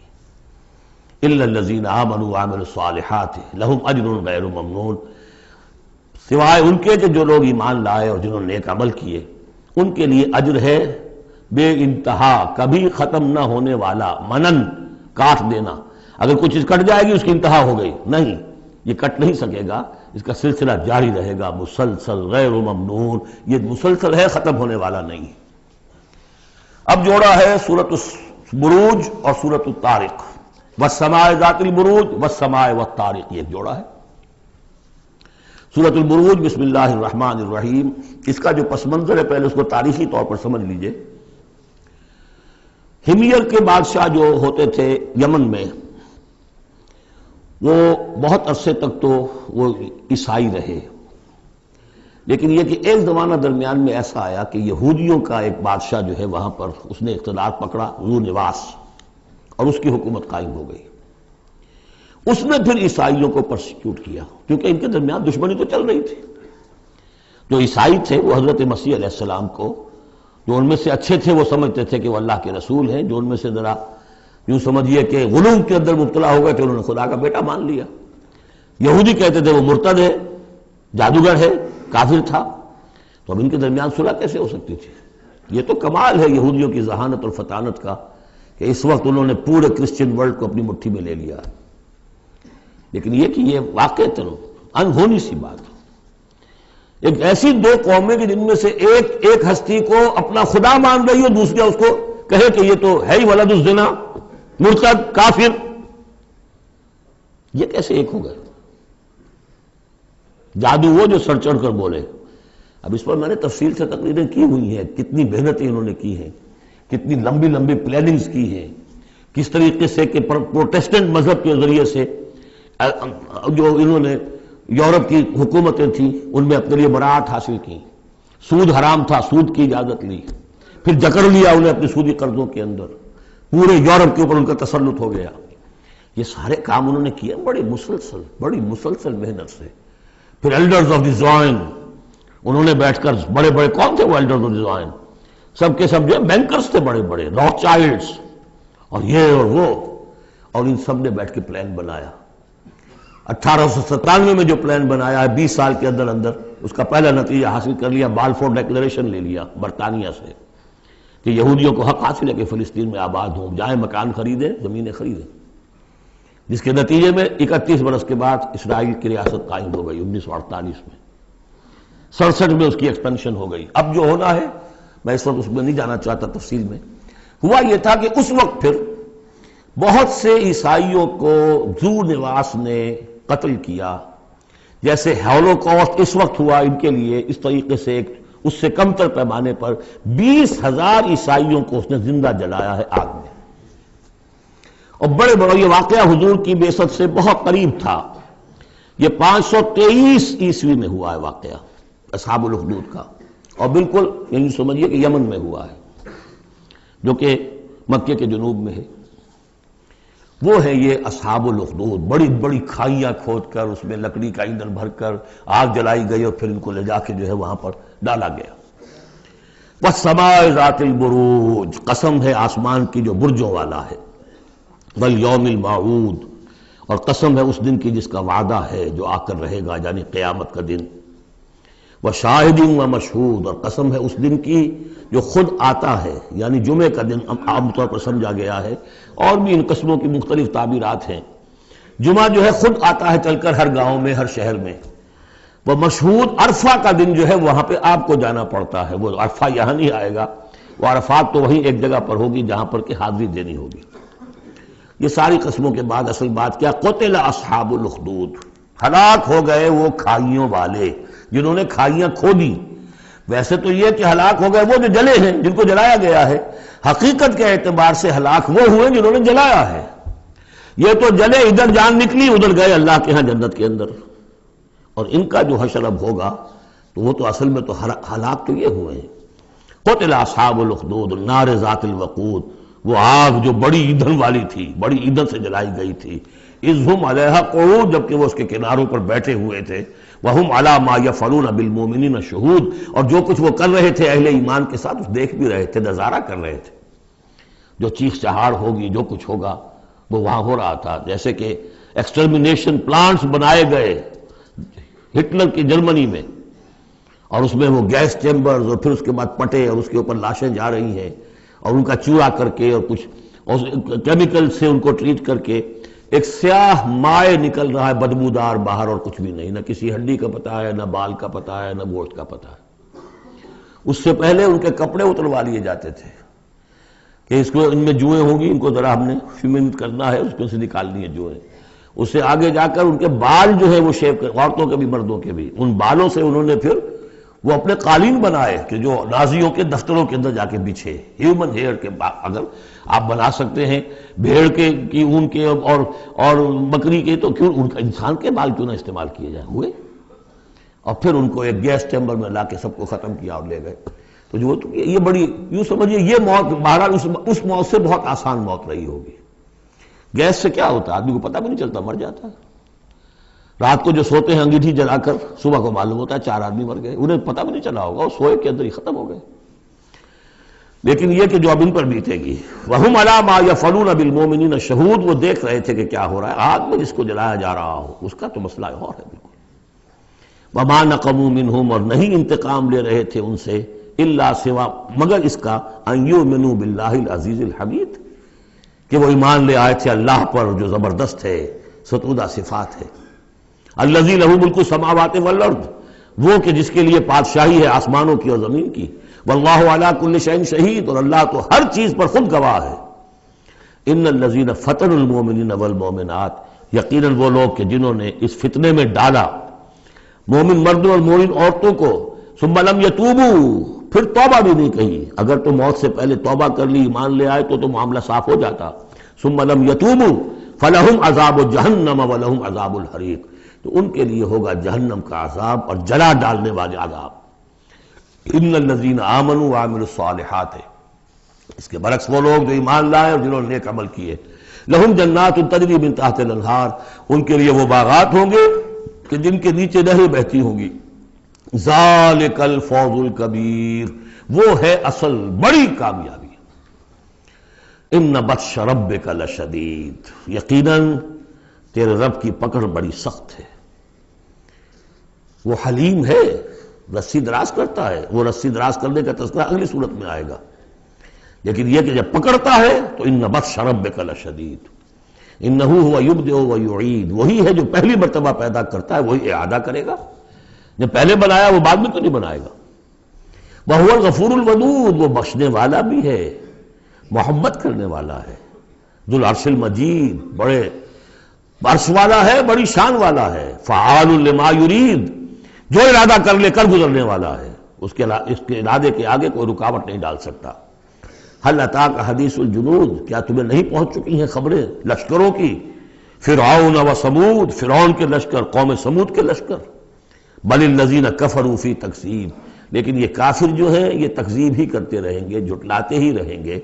واللہ من ورائہم محیط، جبکہ اللہ نے ان کا احاطہ کیا ہوا ہے، اللہ ان کو گھیرے میں لیے ہوئے ہے۔ بل هو قرآن مجید فی لوح محفوظ، یہ تو قرآن مجید ہے، بہت بزرگ اور بہت باعزت قرآن جو ہے لوح محفوظ میں، اصل وہاں ہے۔ اب یہ تیسری مرتبہ پھر آ گیا۔ کتاب مکنون سورہ واقعہ میں، انہ فی ام الکتاب لدینا لعلی حکیم بل هو قرآن مجید فی لوح محفوظ فی صحف مکرمۃ مرفوعۃ مطہرۃ بأیدی سفرۃ کرام بررہ۔ 4 مقامات ہیں جس میں بتایا گیا اصل قرآن وہاں ہے۔ سورۃ الطارق، بسم اللہ الرحمن الرحیم، والسماء والطارق، قسم ہے آسمان کی اور رات کے وقت اندھیرے میں آنے والے کی، اندھیرے میں آنے والے ستارے۔ وما ادراک ما الطارق، تم جانتے ہو کیا ہے وہ طارق؟ النجم الثاقب، وہ ستارہ، چمکدار ستارہ۔ ان کل نفس لما علیہا حافظ، جان لو کہ کوئی جان نہیں ہے کہ جس پر کوئی نہ کوئی نگہبان موجود نہ ہو۔ ان علیہم لحافظین کرامن کاتبین یعلمون ما تفعلون۔ پھر یرسل علیکم حفظہ، اللہ تعالیٰ نے ایک ایک انسان کے لیے کتنے فرشتے معمور کیے ہوئے ہیں، اس کی حفاظت کرنے والے فرشتے اور اس کے اعمال کو لکھنے والے فرشتے۔ ان کل نفس لما علیہا حافظ، یقیناً ہر جان پر ایک نگہبان موجود ہے۔ فلینظر الانسان مما خلق، انسان کو سوچنا چاہیے کس چیز سے پیدا کیا گیا۔ خلق من ماء دافق، پیدا کیا اس پانی سے جو اچھلتا ہوا نکلتا ہے۔ یخرج من بین الصلب والترائب، اور نکلتا ہے انسان کی پیٹھ اور اس کی پسلیوں کے مابین سے۔ یہ جو ٹیسٹیکلز ہیں کہ جس سے اسپرمیٹک فلوئڈ بنتا ہے، یہ اصل میں وہاں پر بیک کے ساتھ، ہڈی کے ساتھ جو ہے وہاں اس کی ڈیولپمنٹ ہوتی ہے ایمبریو کے اندر، پھر یہ نیچے اتر جاتا ہے۔ لیکن یہ کہ اصل جگہ وہیں ہے، اس کی بلڈ سپلائی بھی وہیں سے ہے۔ تو ریڑھ کی ہڈی اور پسلیوں کے مابین۔ انہ علی رجعہ لقادر، اور یقیناً جس نے بنایا ہے وہ اس کو واپس دوبارہ رجوع کرنے پر، دوبارہ بنانے پر بھی قادر ہے، دوبارہ بنا سکتا ہے۔ یوم تبلی السرائر، بلکہ یہاں اس کا مطلب ہوگا کہ علی رجعہ لقادر، اس کو واپس لا سکتا ہے، یعنی لا کے اس نے بنایا تھا اپنے پاس واپس بھی لے آئے گا۔ یوم تبلی السرائر، جس دن کے تمام کھلی ہوئی چیزیں جانچی جائیں، جو چھپی ہوئی چیزیں سرائر، تو یہ جانچی جائیں گی، نکال لیے جائیں گے بھید سارے۔ فما لہ من قوت ولا ناصر، تو نہیں ہوگی کسی بھی انسان کے لیے نہ کوئی طاقت نہ کوئی مددگار۔ والسماء ذات الرجع، قسم ہے اس آسمان کی، یا گواہ ہے یہ آسمان جو بارش بھیجتا ہے ٹھہر ٹھہر کر، وقفے وقفے سے۔ والارض ذات الصدع، اور گواہ ہے یہ زمین کہ جو پھوٹ نکلنے والی ہے، بارش آتی ہے زمین پھوٹتی ہے، اس کے مسام کھلتے ہیں اور اس میں سے پھر پودے نکلتے ہیں۔ انہ لقول فصل، یہ قرآن قول فصل ہے، قول فیصل ہے۔ وما ہوا بالہزل، یہ کوئی لغو شے نہیں ہے۔ انہم یکیدون کیدا، دیکھیں یہ مضمون ہم پڑھ چکے ہیں اس سے پہلے سورہ بنی اسرائیل میں، وبالحق انزلناہ وبالحق نزل، اس قرآن کو ہم نے حق کے ساتھ اتارا ہے اور یہ حق کے ساتھ اترا ہے۔ وہی بات یہاں ہے، انہ لقول الفصل، یہ فیصلہ کن کلام بن کر آئی ہے اب کتاب۔ وما ہوا بالہزل، یہ ایسی کوئی مذاق ہنسی کی بات، کوئی لغو بات نہیں ہے۔ انہم یکیدون کیدا واکید کیدا، اے نبی یہ لوگ اپنی سی چالیں چل رہے ہیں اور میں بھی اپنی چال چل رہا ہوں۔ فمہل الکافرین، تو اے نبی ان کافروں کو ذرا مہلت دیجئے، جلدی نہ کیجئے۔ امہلہم رویدا، ذرا ڈھیل دیجئے، تھوڑی دیر ابھی انتظار کیجئے۔ فاصبر لحکم ربک، یعنی ولا تعجل علیہم جو بعد میں آیا تھا، ان کے لیے جلدی جو ہے فیصلے کا کہ آپ خواہش نہ اپنے دل میں آنے دیں۔ اور آپ کے وساطت سے یہ گویا کہ مسلمانوں سے بھی کہا جا رہا ہے کہ ہم نے ابھی رسی ان کی ڈھیلی کرنی ہے، انہیں ہم نے آزمانا ہے، انہیں مہلت دینی ہے کہ شاید کہ یہ سنبھل جائیں، شاید کہ واپس آ جائیں۔ بارک اللہ لی ولکم فی القرآن العظیم ونفعنی وإیاکم بالآیات والذکر الحکیم۔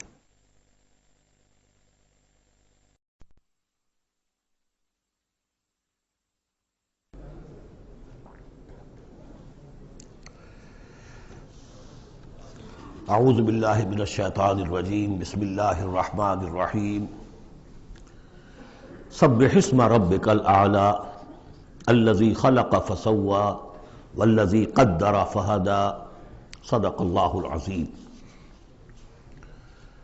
اب جو 2 صورتوں کا جوڑا آ رہا ہے سورۃ الاعلیٰ اور سورۃ الغاشیہ، ان دونوں کے بارے میں یہ بات تو آپ میں سے بہت سے حضرات کے علم میں ہوگی کہ نبی اکرم صلی اللہ علیہ وسلم کا یہ معمول تھا کہ جمعہ اور عیدین کی نمازوں میں آپ ان صورتوں کی قرأت فرماتے تھے، پہلی رکعت میں سورۃ الاعلیٰ، دوسری رکعت میں سورۃ الغاشیہ، اور اس کی وجہ بھی صاف سمجھ میں آ جاتی ہے، ان دونوں میں تذکیر کا حکم ہے حضور کو، فذکر انما انت مذکر فذکر ان نفعت الذکریٰ۔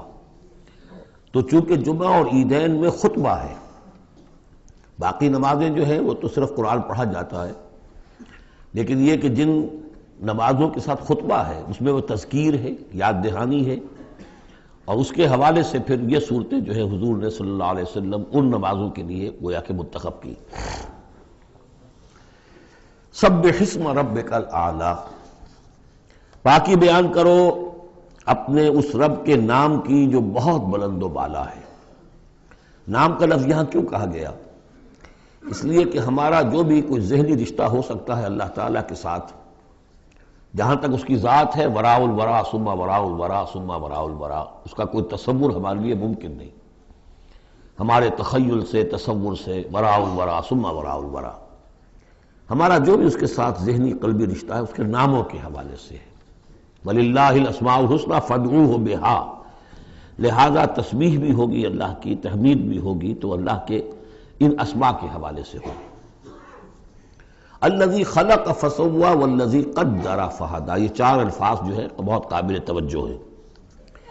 جیسے کہ اس سے پہلے ہم پڑھ چکے ہیں کہ تین الفاظ میں تخلیق کے عمل کو اللہ تعالیٰ نے واضح کیا تقسیم کرتے ہوئے، هُوَ اللَّهُ الْخَالِقُ الْبَارِئُ الْمُصَوِّرُ، ایک شے کا پہلے ایک ذہن میں نقشہ بنتا ہے، پھر اس کا بالفعل اس کو پھر باہر جو ہے اس کا وجود آتا ہے، پھر اس کے فنشنگ ٹچز ہوتے ہیں، پھر تصویر ہے اس کی۔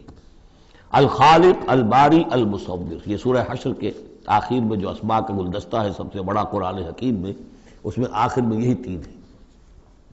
یہاں چار الفاظ ہیں، خلق فسوا، اس کو ہم یوں سمجھ سکتے ہیں کہ ایک ہے کسی چیز کا جو اصل حیولہ ہے وہ تیار کر دیا جائے، جس کی سادہ ترین مثال یہ ہے کہ بلڈنگ ہے، اس کا سٹرکچر کھڑا ہو گیا، اب اس کے بعد تسویہ ہے، اس کی چھان پھٹک کر کے اور اس کے سنوارنا ہے، اس کو، اس کے اندر ڈیکوریشن ہے، اس کے اندر مختلف جو ہے خوبصورتی کی چیزیں پیدا کرنی ہے، یہ تسویہ ہے۔ تو تخلیق ڈھانچہ کھڑا ہو جانا، اور تسویہ پھر اس کے اندر تمام چیزوں کو بہتر سے بہتر انداز میں فنشنگ ٹچز دینا۔ والذی قدر فہدی، اب ہر شے کی جو کہ ان دو مراحل سے گزر چکی ہے، تخلیق اور تسویہ کے دو مراحل سے، اب اس کے لیے ایک اندازہ مقرر کیا جاتا ہے، اس کی کیا کیپیبلٹیز ہیں، اس کی کیا پوٹینشیلٹیز ہیں، یا یوں کہیے اس کی کیا لیمیٹیشنز ہیں۔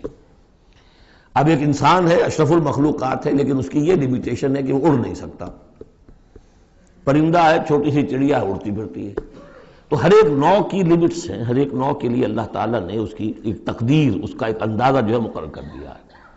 پھر انواع کی تقدیر مقرر، انسانوں کی بھی تقدیر ہے، وہ جو میں بتا چکا ہوں، شاکلہ جو بنتا ہے، وہ جو بھی جینز آئے ہیں وہ تو اس کے گویا کہ گیون ہیں، اس کے لیے کسی کو ذہانت والے ملے ہیں، کسی کے اندر جسمانی قوت والے زیادہ ہیں، کسی میں کوئی اور وصف ہے، تو یہ بھی اس کے لیے گیون ہے، اور اس سے اس کا شاکلہ تیار ہو جاتا ہے، اس کی شخصیت کا ایک سانچہ بنتا ہے۔ اب ظاہر بات ہے کہ اس کے اندر جو بھی اب وہ محنت کرے گا، اس کے اندر اندر کرے گا، اس سانچے سے باہر نہیں نکل سکتا۔ جیسے انگریزی کی کہاوت کہہ لیجئے یا جو بھی اسے کہیں، کہ وہ کہتے ہیں کہ you can't out grow your skin, یہ کھال جو ہے ہمارے جسم پر چڑھی ہوئی ہے، آپ کتنے ہی موٹے ہو جائیں، میں اور کتنا ہی پھیل جاؤں، لیکن کھال سے باہر تو نہیں نکلوں گا، کھال وہ پھیلتی چلی جائے گی، تو کھال کے اندر رہنا ہے۔ اسی طرح وہ جو سانچہ بن گیا ہے انسان کی شخصیت کا، نیکی کریں گے تو اسی کے اندر اندر کریں گے، بدی کریں گے تو اس کے اندر اندر کریں گے۔ اب اس کی کوانٹٹی جو ہے وہ اللہ تعالیٰ کے ہاں فیصلہ کن نہیں ہے، اللہ تعالیٰ یہ دیکھ لے گا کہ اس شخص کے اندر کتنی کیپیبلٹی تھی، اس کے حساب میں اس نے کیا کیا۔ ایک شخص 100 درجے تک جا سکتا تھا، وہ گیا ہے 50 درجے تک، ایک شخص جا ہی سکتا تھا 50 تک اور وہ 50 تک چلا گیا، تو وہ 50 تک جو ہے وہ 100% کامیاب ہو گیا، اور یہ جو ہے ناکام شمار ہو جائے گا۔ تو یہی بات جو ہے میں نے وضاحت پہلے بھی کر دی تھی کہ لا یکلف اللہ نفسا الا وسعها، کسی بھی جان کو اللہ تعالیٰ مکلف نہیں ٹھہرائے گا، رسپانسبل نہیں ٹھہرائے گا مگر اس کی وسعت کے مطابق۔ یہ انڈیویجول سا جو ہے وسعت ہر شخص کی، اس کا شاکلہ، یہ گویا کہ اس کی ذاتی تقدیر ہے۔ فہدا، چوتھی چیز ہے کہ ہر شے کا ایک اندازہ مقرر کرنے کے بعد پھر ایک جبلی ہدایت اس کو دے دی جاتی ہے، چلو ادھر۔ پہلی جبلی ہدایت ہے جس کا ذکر آ جائے گا ابھی تھوڑی دیر کے بعد۔ جبلی ہدایت جو ہے وہ ہر بکری کے اندر ہدایت ہے کہ یہ چیز تمہارے کھانے کی ہے، یہ کھانے کی نہیں ہے۔ بہترین گوشت اس کے سامنے ڈال دیجئے وہ تو نہیں کھائے گی، تو جبلی ہدایت ہے اس کی۔ اور گوشت کے اور جو ہے آپ شیر کے سامنے بہت اچھی سبزیاں ترکاریاں لا کر ڈال دیجئے، وہ دیکھے گا بھی، تھوکے گا بھی نہیں، ان کو اسے گوشت چاہیے۔ یہ ہے ہر جبلی ہدایت۔ پھر جبلی ہدایت کے اوپر پھر ہدایت کے اور مراحل ہیں جو اللہ تعالیٰ دیتا ہے، پھر وہ اپنی کتابیں نازل فرماتا ہے، اپنے نبی بھیجتا ہے۔ یہ گویا کہ ہدایت کی تکمیل ہے، ورنہ ہدایت تو بنیادی طور پر جو ہے ہر جبلت کے اندر بھی اللہ نے ودیت کر دی ہے۔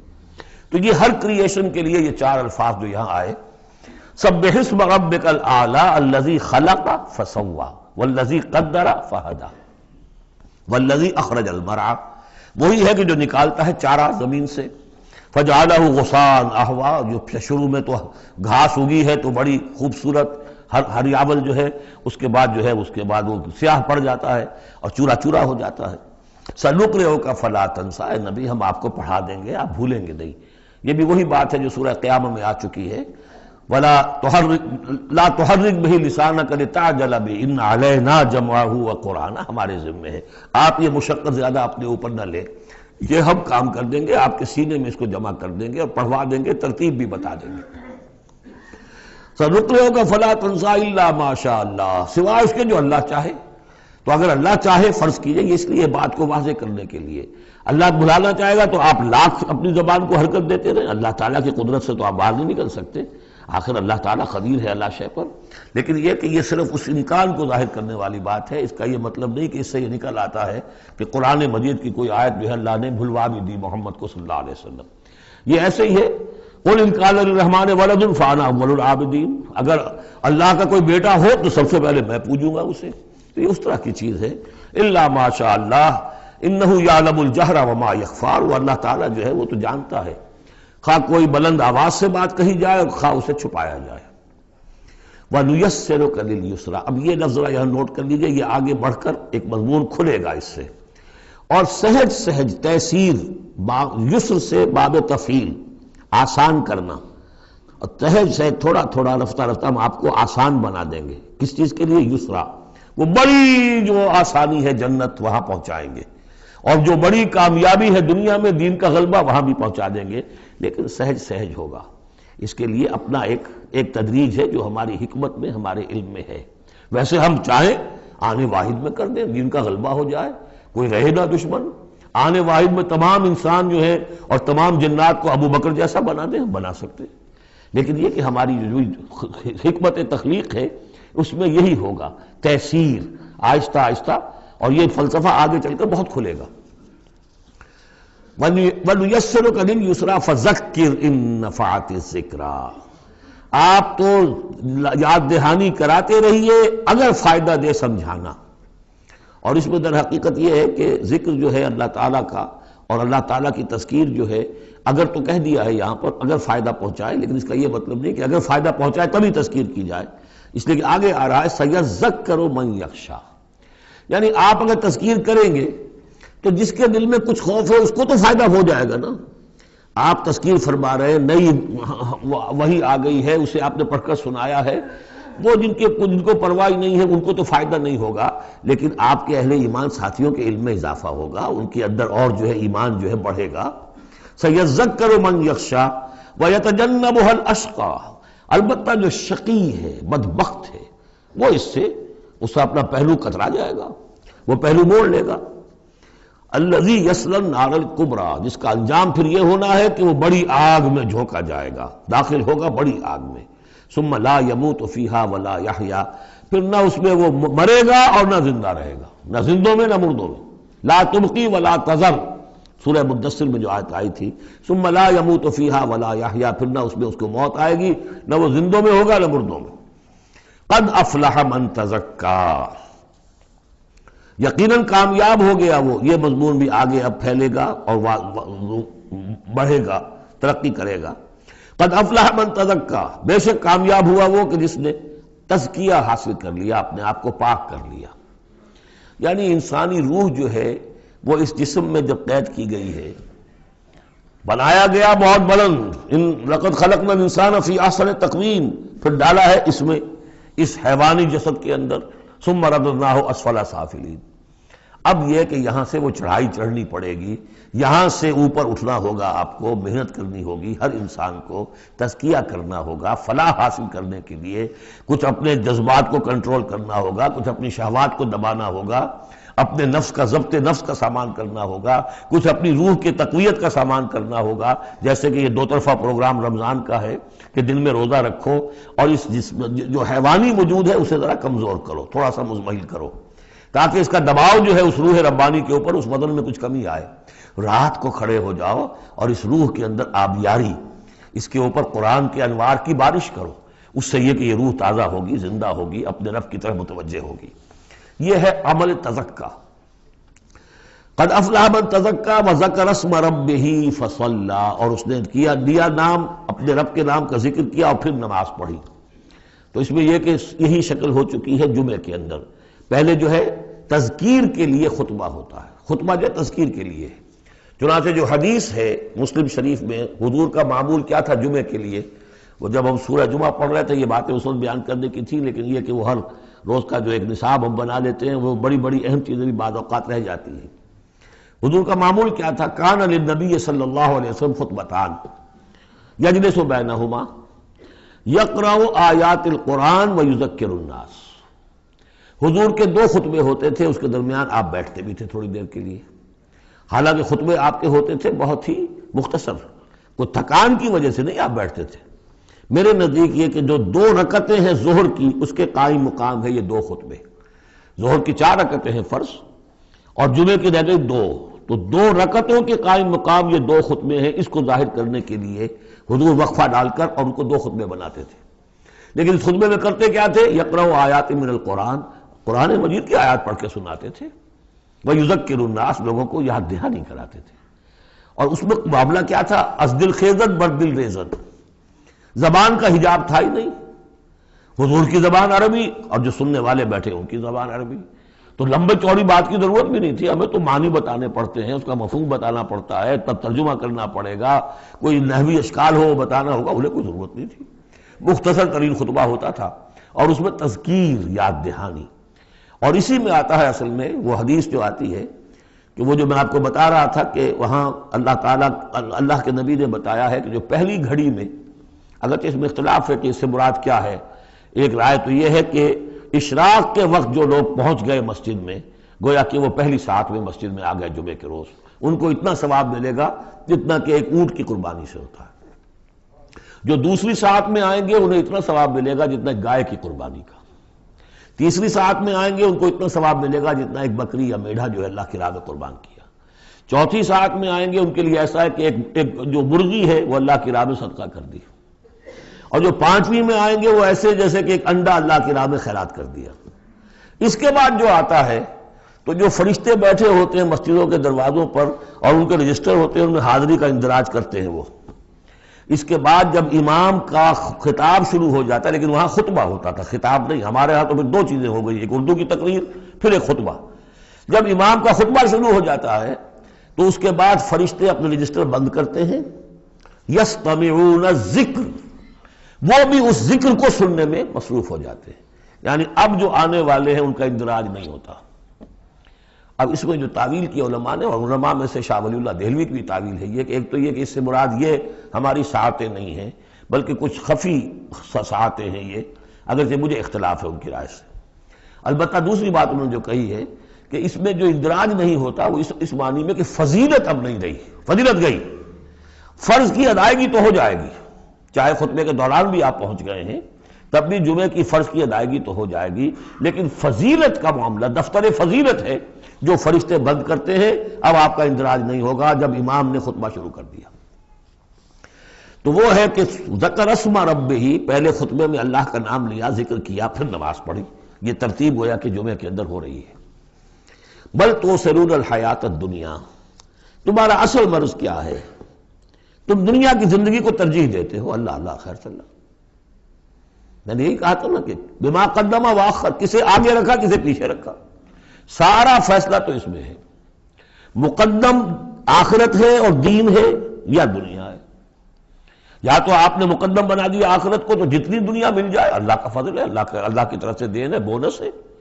لیکن اگر آپ نے مقدم بنا دیا دنیا کو تو پھر آپ گئے. بس یہ ہے سارا کانٹے کی بات جو ہے. تو اس حوالے سے بل تؤثرون الحیات الدنیا کلا بل تحبون العاجلہ وتذرون الآخرہ. تمہارا اصل مرض یہ ہے، تم اس عاجلہ سے محبت کرتے ہو، اس کا نفع بھی نقد نقصان بھی نقد، تکلیف بھی فوراً محسوس ہو گئی اور راحت بھی فوراً محسوس ہو گئی، اور آخرت کی نفع نقصان بھی قرض ہے، ادھار ہے، اس کی تکلیف اس وقت محسوس نہیں ہو رہی. انگارے بھر رہے ہیں اپنے پیٹ کے اندر، لیکن وہ انگارے اس وقت پیٹ کو جلا نہیں رہے ہیں. وہ انگارے ظاہر ہو جائیں گے قیامت کے اندر، وہ جلائیں گے اس وقت، لیکن انگارے بھر اس وقت رہے ہو. جو فرمایا کہ جو یتیموں کا مال ہڑپ کرتے ہیں ناحق طور پر، اولئک ما یاکلون فی بطونہم الا النار، وہ آگ بھر رہے ہیں اپنے پیٹوں کے اندر، لیکن اس وقت وہ آگ ٹھنڈی ہے، شوگر کوٹڈ ہے، اوپر اس کے انسولیشن ہے، وہ آپ کے معدے کو جلاتی نہیں جا کر، لیکن وہی ہے تو آگ. بہرحال تم ترجیح دیتے ہو دنیا کو، والآخرۃ خیر وابقیٰ، جبکہ آخرت بہتر بھی ہے اور باقی رہنے والی ہے. ان ھذا لفی الصحف الاولی، یہی بات تھی پرانے صحیفوں میں. اصل میں یوں سمجھیے کہ جو کانٹے کی بات ہے وہ یہ ہے، جو اصل شے ہے ہدایت اور ضلالت کی جو بات ہے، راز وہ یہ ہے کس کو مقدم کس کو مؤخر، دنیا یا آخرت. صحف ابراہیم و موسیٰ، صحف اولا یعنی ابراہیم کے صحیفے اور موسیٰ کے صحیفے، ان کا ذکر پہلے بھی آیا ہے. تو موسیٰ کے صحیفے ہمیں معلوم ہے، ابراہیم کے نہیں. جیسا کہ میں نے عرض کیا، میری ایک رائے ہے کہ جو ہندوؤں کے ہے اپنشد، وہ میرے نزدیک صحف ابراہیمی کی بگڑی ہوئی بدلی ہوئی شکلیں. سورۃ الغاشیہ، بسم اللہ الرحمن الرحیم. هل اتاک حدیث الغاشیہ، کیا پہنچ چکی ہے تمہارے پاس اس ڈھانپ لینے والے کی خبر؟ وہ جب آئے گی قیامت ڈھانپ لے گی. وجوہ یومئذ خاشعہ، یہ مضمون دیکھیے سورہ قیامہ میں بھی آیا تھا. وجوہ یومئذ ناظرۃ الی ربہا ناظرہ، ووجوہ یومئذ باسرۃ تظن ان یفعل بہا فاقرہ. پھر سورہ عبس میں آ چکا ہے، وجوہ یومئذ مسفرۃ ضاحکۃ مستبشرہ، ووجوہ یومئذ علیہا غبرۃ ترہقہا قطرہ. یہاں دیکھیے وجوہ یومئذ خاشعہ، بہت سے چہرے اس دن ہوں گے ذلیل ہوئے دبے ہوئے جھکے ہوئے. عاملۃ ناصبہ، ایسے کہ جیسے بڑی کوئی مشقت جھیلی ہے، اس کا تکان کے اثرات ہے، ایگزاسٹڈ ہے. تصلی نارا حامیہ، وہ داخل ہوں گے ایک تپتی ہوئی آگ میں، دہتی ہوئی آگ میں. تسقی من عین آنیہ، انہیں پلایا جائے گا وہ پانی کے جو کھولتا ہوا ہوگا، ایک ایسا چشمہ جس کا پانی کھولتا ہوا ہوگا. لیس لہم طعام الا من ضریع، نہیں ہوگا ان کے لیے کھانے کے لیے غذا مگر جھاڑ کانٹوں والی جھاڑیاں، یا وہ زقوم جس کا ذکر پہلے ہو چکا ہے. لا یسمن ولا یغنی من جوع، نہ تو وہ موٹا کرے اور نہ وہ بھوک ہی کو مٹائے. یعنی یہ کہ کھانے کے دو ہی فائدے ہوتے ہیں، آپ کے جسم کو تقویت حاصل ہو، یا یہ کہ کم سے کم بھوک کا احساس تو ختم ہو جائے. ان دونوں میں سے کوئی شے نہیں ہوگی. اب اس کے برعکس وجوہ یومئذ ناعمہ، بہت سے چہرے ہوں گے اس روز تر و تازہ، جیسے کہ ناز و نام میں پلے ہوئے لوگ ہوتے ہیں ان کے چہرے. لسعیھا راضیہ، وہ اپنی سعی اور جو بھی انہوں نے دنیا میں محنت کی تھی اور اس کے جو بھی انہوں نے مشقت کی تھی، اثار و قربانی کا معاملہ کیا تھا، اس کا جو نتیجہ ان کے سامنے آئے گا اس سے راضی ہوں گے.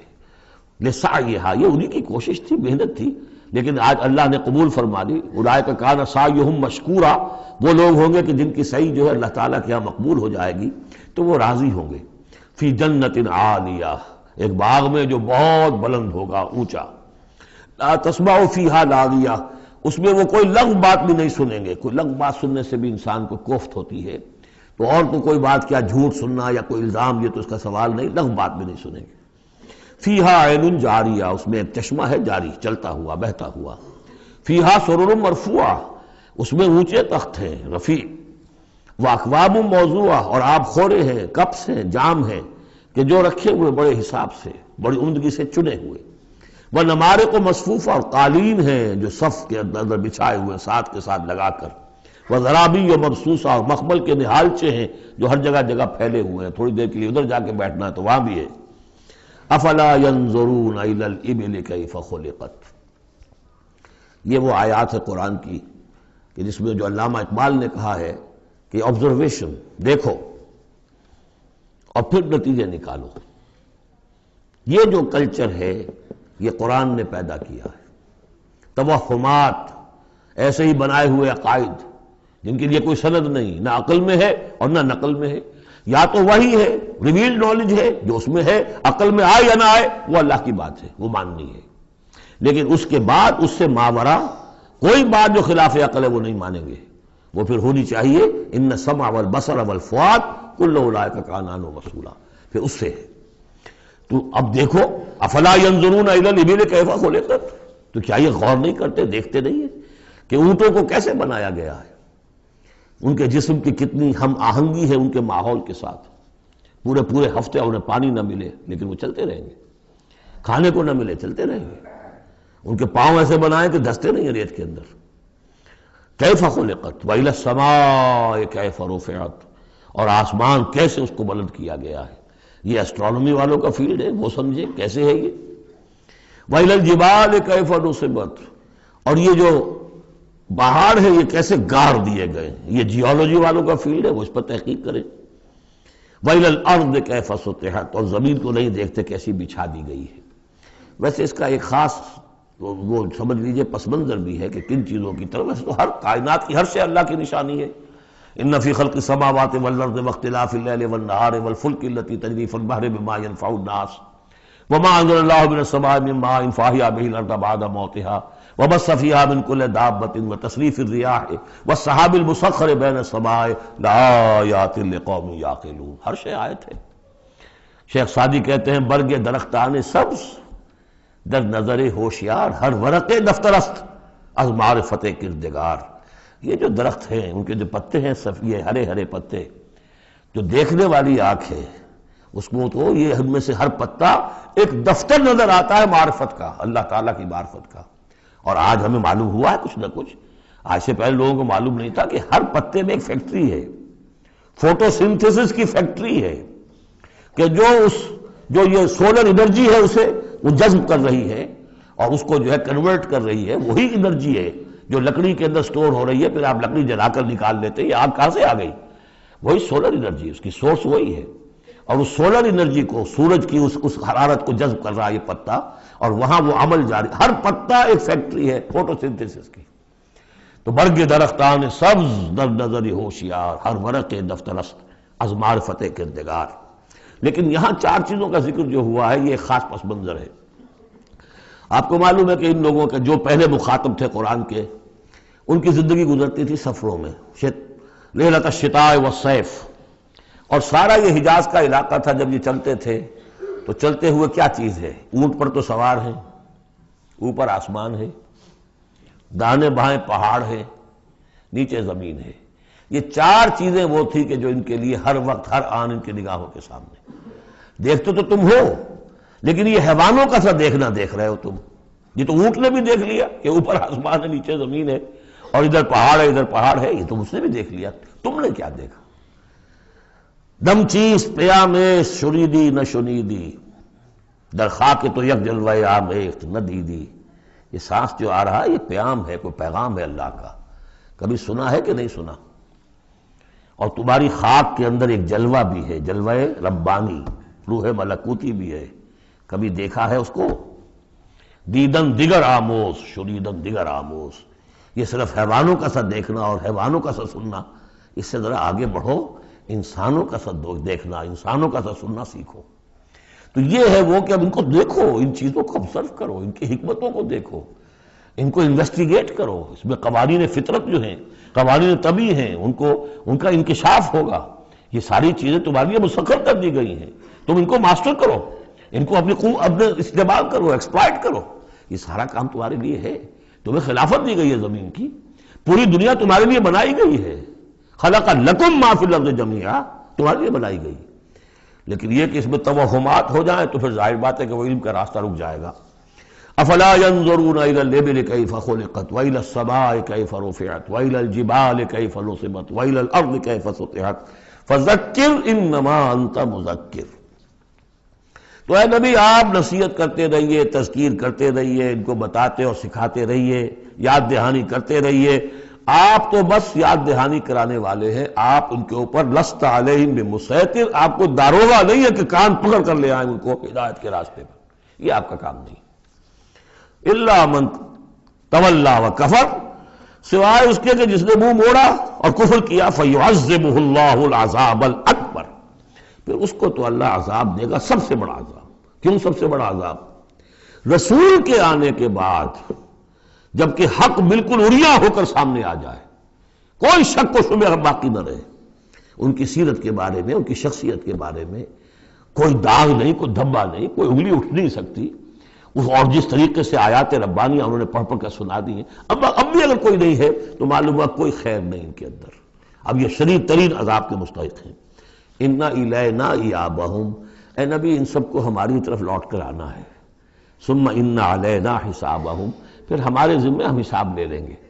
آپ اپنا کام کیے جائیے، جو آپ کا فرض ہے آپ ادا کیجئے، باقی یہ ہم پر چھوڑیے. ذرنی وَالْمُكَذِّبِينَ، مجھے چھوڑ دیجئے، میں ان سے نمٹ لوں گا.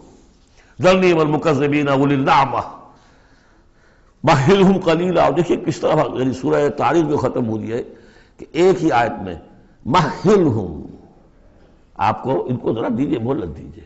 امہلہم دونوں صیغوں میں، باب تفعیل بھی اور پھر باب افعال بھی. ان الینا ایابہم ثم ان علینا حسابہم اللہم حاسبنا حسابا یسیرا اللہم حاسبنا حسابا یسیرا. آمین یا رب العالمین. سورۃ الفجر.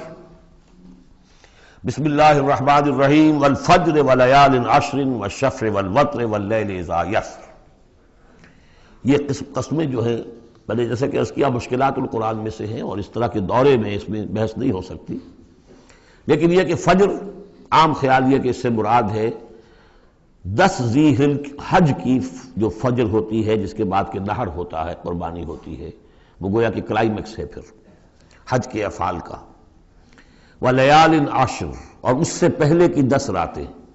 ظاہر بات ہے کہ 10 تاریخ جب ہوگی تو 10ویں رات گزر چکی ہے، تو یکم ذی الحج سے لے کر اور 10 ذی الحج تک کی یہ 10 راتیں جو ہے گزر چکی ہیں. والشفع والوتر، اور ایک 10 راتیں وہ ہے کہ جو عشرہ رمضان مبارک میں ہیں، اس میں شفع اور وتر کا فرق ہے، جفت اور طاق کا. طاق میں پھر لیلۃ القدر ہے. ویسے یہ کہ یہ طاق رات کون سی ہوتی ہے، اب اس کے بارے میں کافی کچھ ایک مسائل پیدا ہو چکے ہیں کہ اب ہماری جو ہے آج کی 25 تاریخ ہے اور سعودی عرب میں 26 ہے، کل ہمارے یہاں 26 ہوگی، وہاں 27 ہوگی، اور یہاں ہمارے پاکستان میں بھی شمالی علاقوں میں، پٹھانوں کے علاقے میں بہت سے علاقے ہیں جس میں کہ آج جو ہے وہ 26ویں ہے اور کل 27ویں ہوگی. یہ بھی ایک مسئلہ ہے اس وقت، لیکن اس وقت اس پر گفتگو کا موقع نہیں. بہرحال یہاں تک والشفع والوتر، یہی خیال ہے کہ اس سے مراد ہے کہ یہ جو راتیں ہیں جو جفت اور طاق ہیں ماہ رمضان مبارک کے آخری عشرے کی. واللیل اذا یسر، اور رات، اس گواہ ہے رات جب کہ وہ چلے.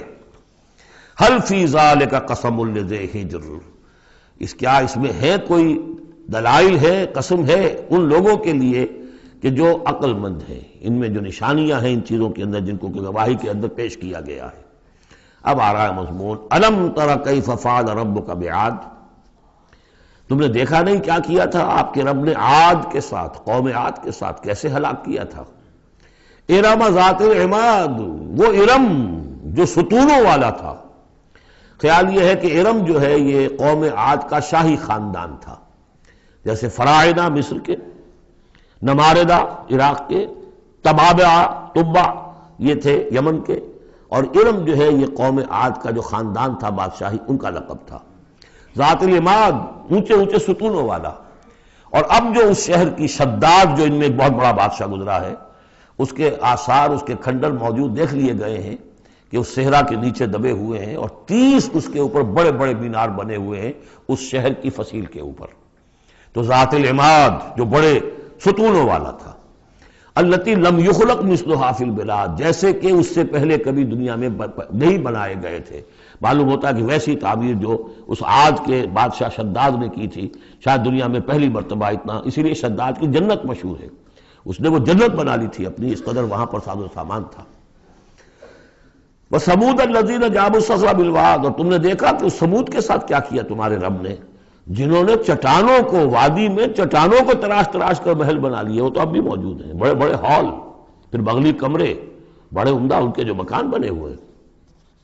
وَفِرْعَوْنَ ذِي الْأَوْتَادِ، اور کیا کیا آپ کے رب نے فرعون کے ساتھ کہ جو بیخوں والا تھا، اس کے جو کہ بڑے بڑے لشکر چلتے تھے، تو بہت سے خچر تو ایسے ہوتے تھے جن کے اوپر صرف جو خیموں کو کھڑے کرنے کے لیے میخیں ہوتی تھی وہی اٹھا کے چل رہے ہیں۔ کچھ اور بھی اس کے بارے میں آ رہا ہے، واللہ عالم۔ الذین طغوا فی البلاد، اصل بات یہ ہے کہ ان تمام قوموں نے سرکشی اختیار کی ملکوں میں، فاکثروا فیہا الفساد، ظاہر بات ہے جب اللہ کے خلاف سرکشی ہوگی تو خلق کے لیے فساد ہو جائے گا۔ اکثروا فیہا الفساد، اس میں بڑا فساد پیدا کر دیا۔ آج جو فساد ہے ہیوز اور ہیو ناٹس کا، نارتھ ورسز ساؤتھ، ایک فساد ہے، دنیا میں ہے، چل رہا ہے۔ جس طریقے سے کہ پیسہ کھینچ رہی ہیں یہ قومیں، G7 اور G9، یہ اگرچہ ان کے لیے بھی پرابلمز پیدا ہو رہے ہیں، اور بھی دور فلک ہیں ابھی آنے والے، ناز اتنا نہ کرے ہم کو ستانے والے، ان کی بھی اپنی جو ہے اندر سے رگیں کٹ رہی ہیں، لیکن بہرحال ایک زمانے میں انہوں نے فساد مچایا۔ ظہر الفساد فی البر والبحر بما کسبت ایدی الناس فصب علیہم ربک صوت عذاب، تو پھینکا اور دے مارا ان کے اوپر ان کے رب نے عذاب کا کوڑا۔ عذاب کا کوڑا تھا جس سے آل فرعون بھی ختم ہوئے، اور وہ عاد بھی تباہ و برباد کر دیے گئے، قوم سمود نسیم منسیہ کر دیے گئے۔ ان ربک لبالمرصاد، جان لو کہ تمہارا رب تاک میں بیٹھا ہوا ہے، گھات میں ہے، جو کوئی ایسی سرکشی کرے گا اس کا پھر یہی حشر کرے گا۔ یہ اب جو مضمون آ رہا ہے قرآن مجید میں بہت ہی اہم مضمون ہے۔ فَأَمَّا الْإِنسَانُ إِذَا مَا ابْتَلَاهُ رَبُّهُ فَأَكْرَمَهُ وَنَعَّمَهُ فَيَقُولُ رَبِّي أَكْرَمَنِ، انسان کا معاملہ یہ ہے کہ جب اس کا رب اسے آزماتا ہے، اسے عزت دیتا ہے، نعمتیں دیتا ہے، تو وہ کہتا ہے میرے رب نے مجھے عزت دی۔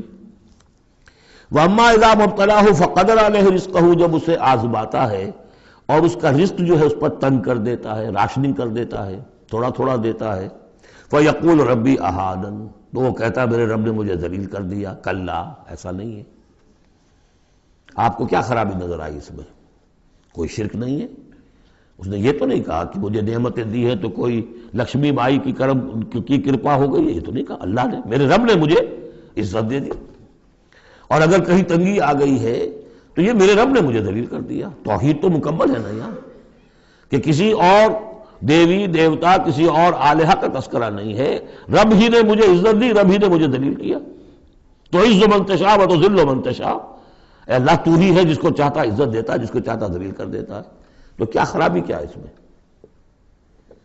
اس میں خرابی یہ ہے کہ اس دنیا میں جو کچھ تمہیں ملتا ہے تم اسے عزت مت سمجھو، یہ امتحان ہے، اور اگر کبھی تنگی آتی ہے اسے ذلت نہ سمجھو، یہ بھی امتحان ہے، یہ برابر ہے۔ یہ تم نے اسے عزت سمجھا، دھوکہ کھا گئے، اس کو ذلت سمجھا، دھوکہ کھا گئے۔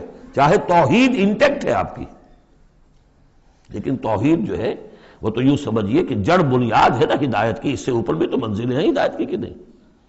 یہ امتحان ہے۔ ایک لفظ جو کامن ہے، اذا ما ابتلاہ ربہ فاکرمہ، جب اسے ابتلا میں ڈالا اور ابتلا میں عزت دی۔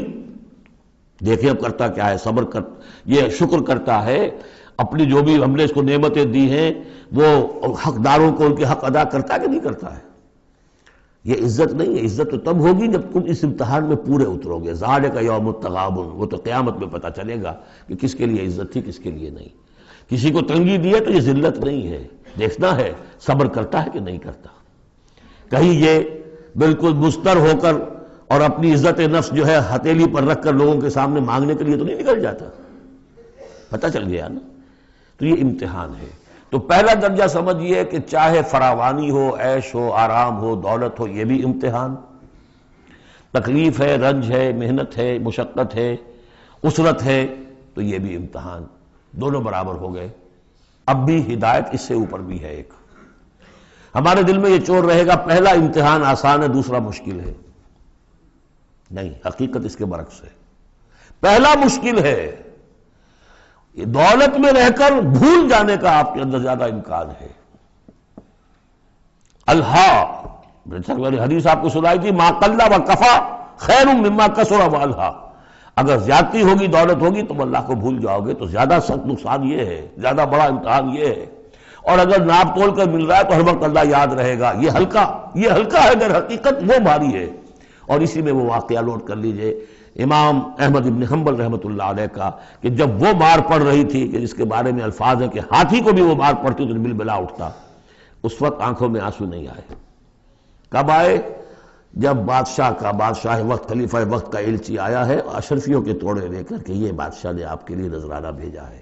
تب رو پڑے، اے اللہ میں اس امتحان کے قابل نہیں ہوں. یہ امتحان سختر ہے. تو یہ ہے درجہ بدرجہ. لَتَرْكَبُنَّ طَبَقًا عَنْ طَبَقٍ. تو ہدایت کے بھی یہ درجے ہیں. پہلا درجہ تو یہ ہے کہ جو بھی ہے اللہ کی طرف سے ہے. تنگی ہے تو اللہ کی طرف سے، اور فراوانی ہے تو اللہ. یہ توحید تو پوری ہو گئی آپ کی، اللہ کی طرف سے. لیکن اس میں اب آگے درجے ہیں کہ یہ امتحان ہے، یہ بھی امتحان وہ بھی امتحان.